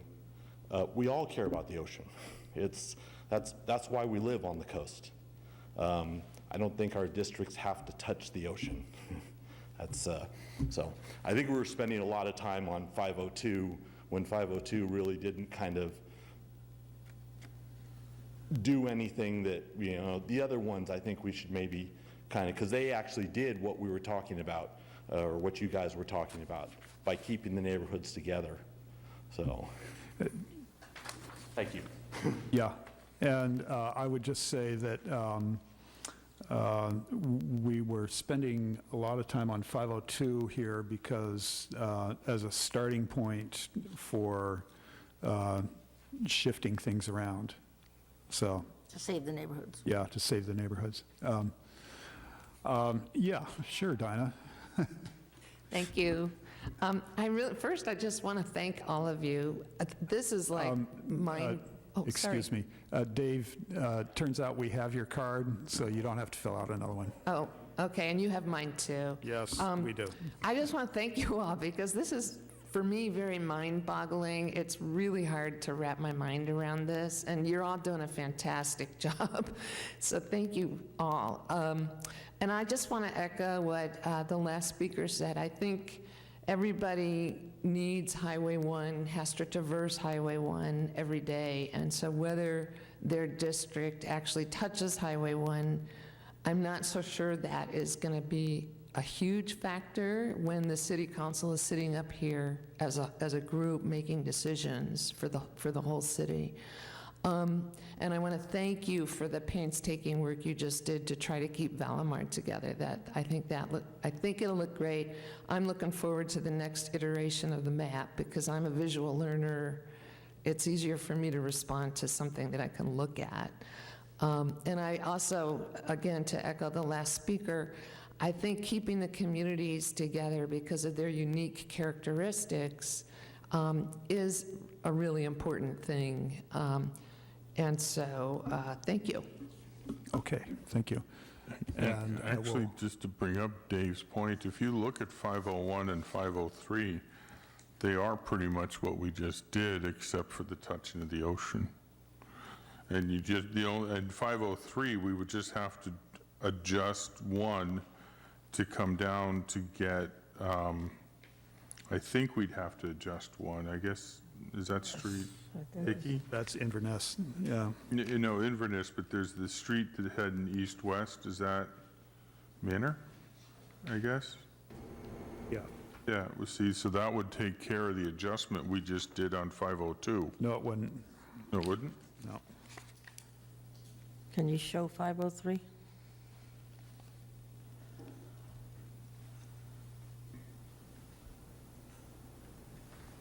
And just to clarify, we've closed public comment again? Yes, we have. Thank you. For good this time, I think. Down there where it says 778, 365, yeah, that's Manor Drive. So that would take care of the issue we just talked about, and actually, No, no? no. Add 628. The district with 628 in it is the one in which Sue lives. I think we did a good job. Yeah, I think we did too. And let's hope that next iteration looks good to us. Because we don't, and so that's worth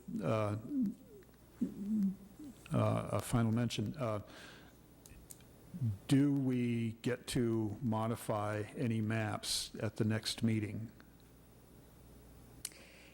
We vote on the December 10th meeting, isn't that right?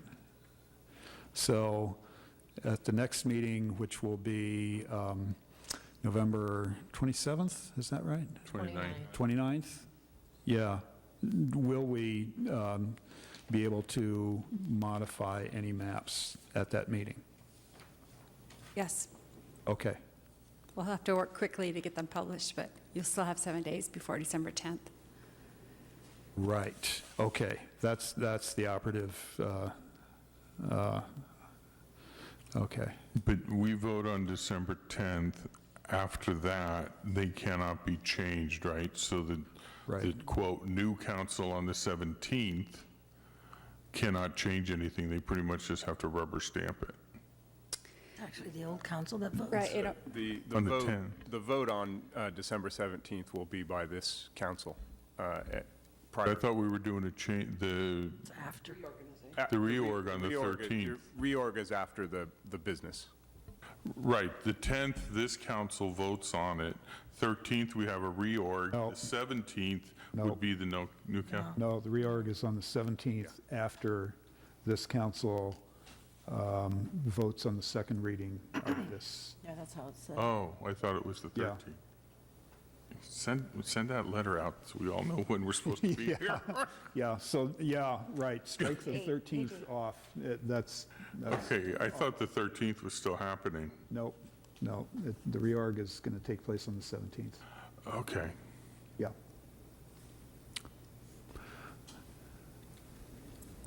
Kevin, Anything, can you send out an email or message to everybody? Sure, we show up. So we all know when to come and who needs to show up and everything? yeah, Page 13, 8, page 8. okay. I just want to get, Anything else? Oh, Sue. so we have again, so the neighborhood thing, so is there a legal thing regarding, I mean, I think what we did today was good. So the general plan presently really does focus on neighborhoods. And so I think we've done, I hope, a good job of that. But in looking at things, so by this law, where the interface between general plan and the law, is the law, this new law, Doesn't have tighter any than effect. the general plan, or is there anything that there's we? no correlation. So, yeah, So from your point of view, you have enough from our discussion to make a plan or two that will create what we need? Right, and at that point, we'll know where the demographics lie. So when you see the new map, we'll have the demographics to see how you're doing with your strength of your Yeah, Asian American population. yeah. Thank you. And if I could add to that, I just wanted to clarify, because it's come up a couple times.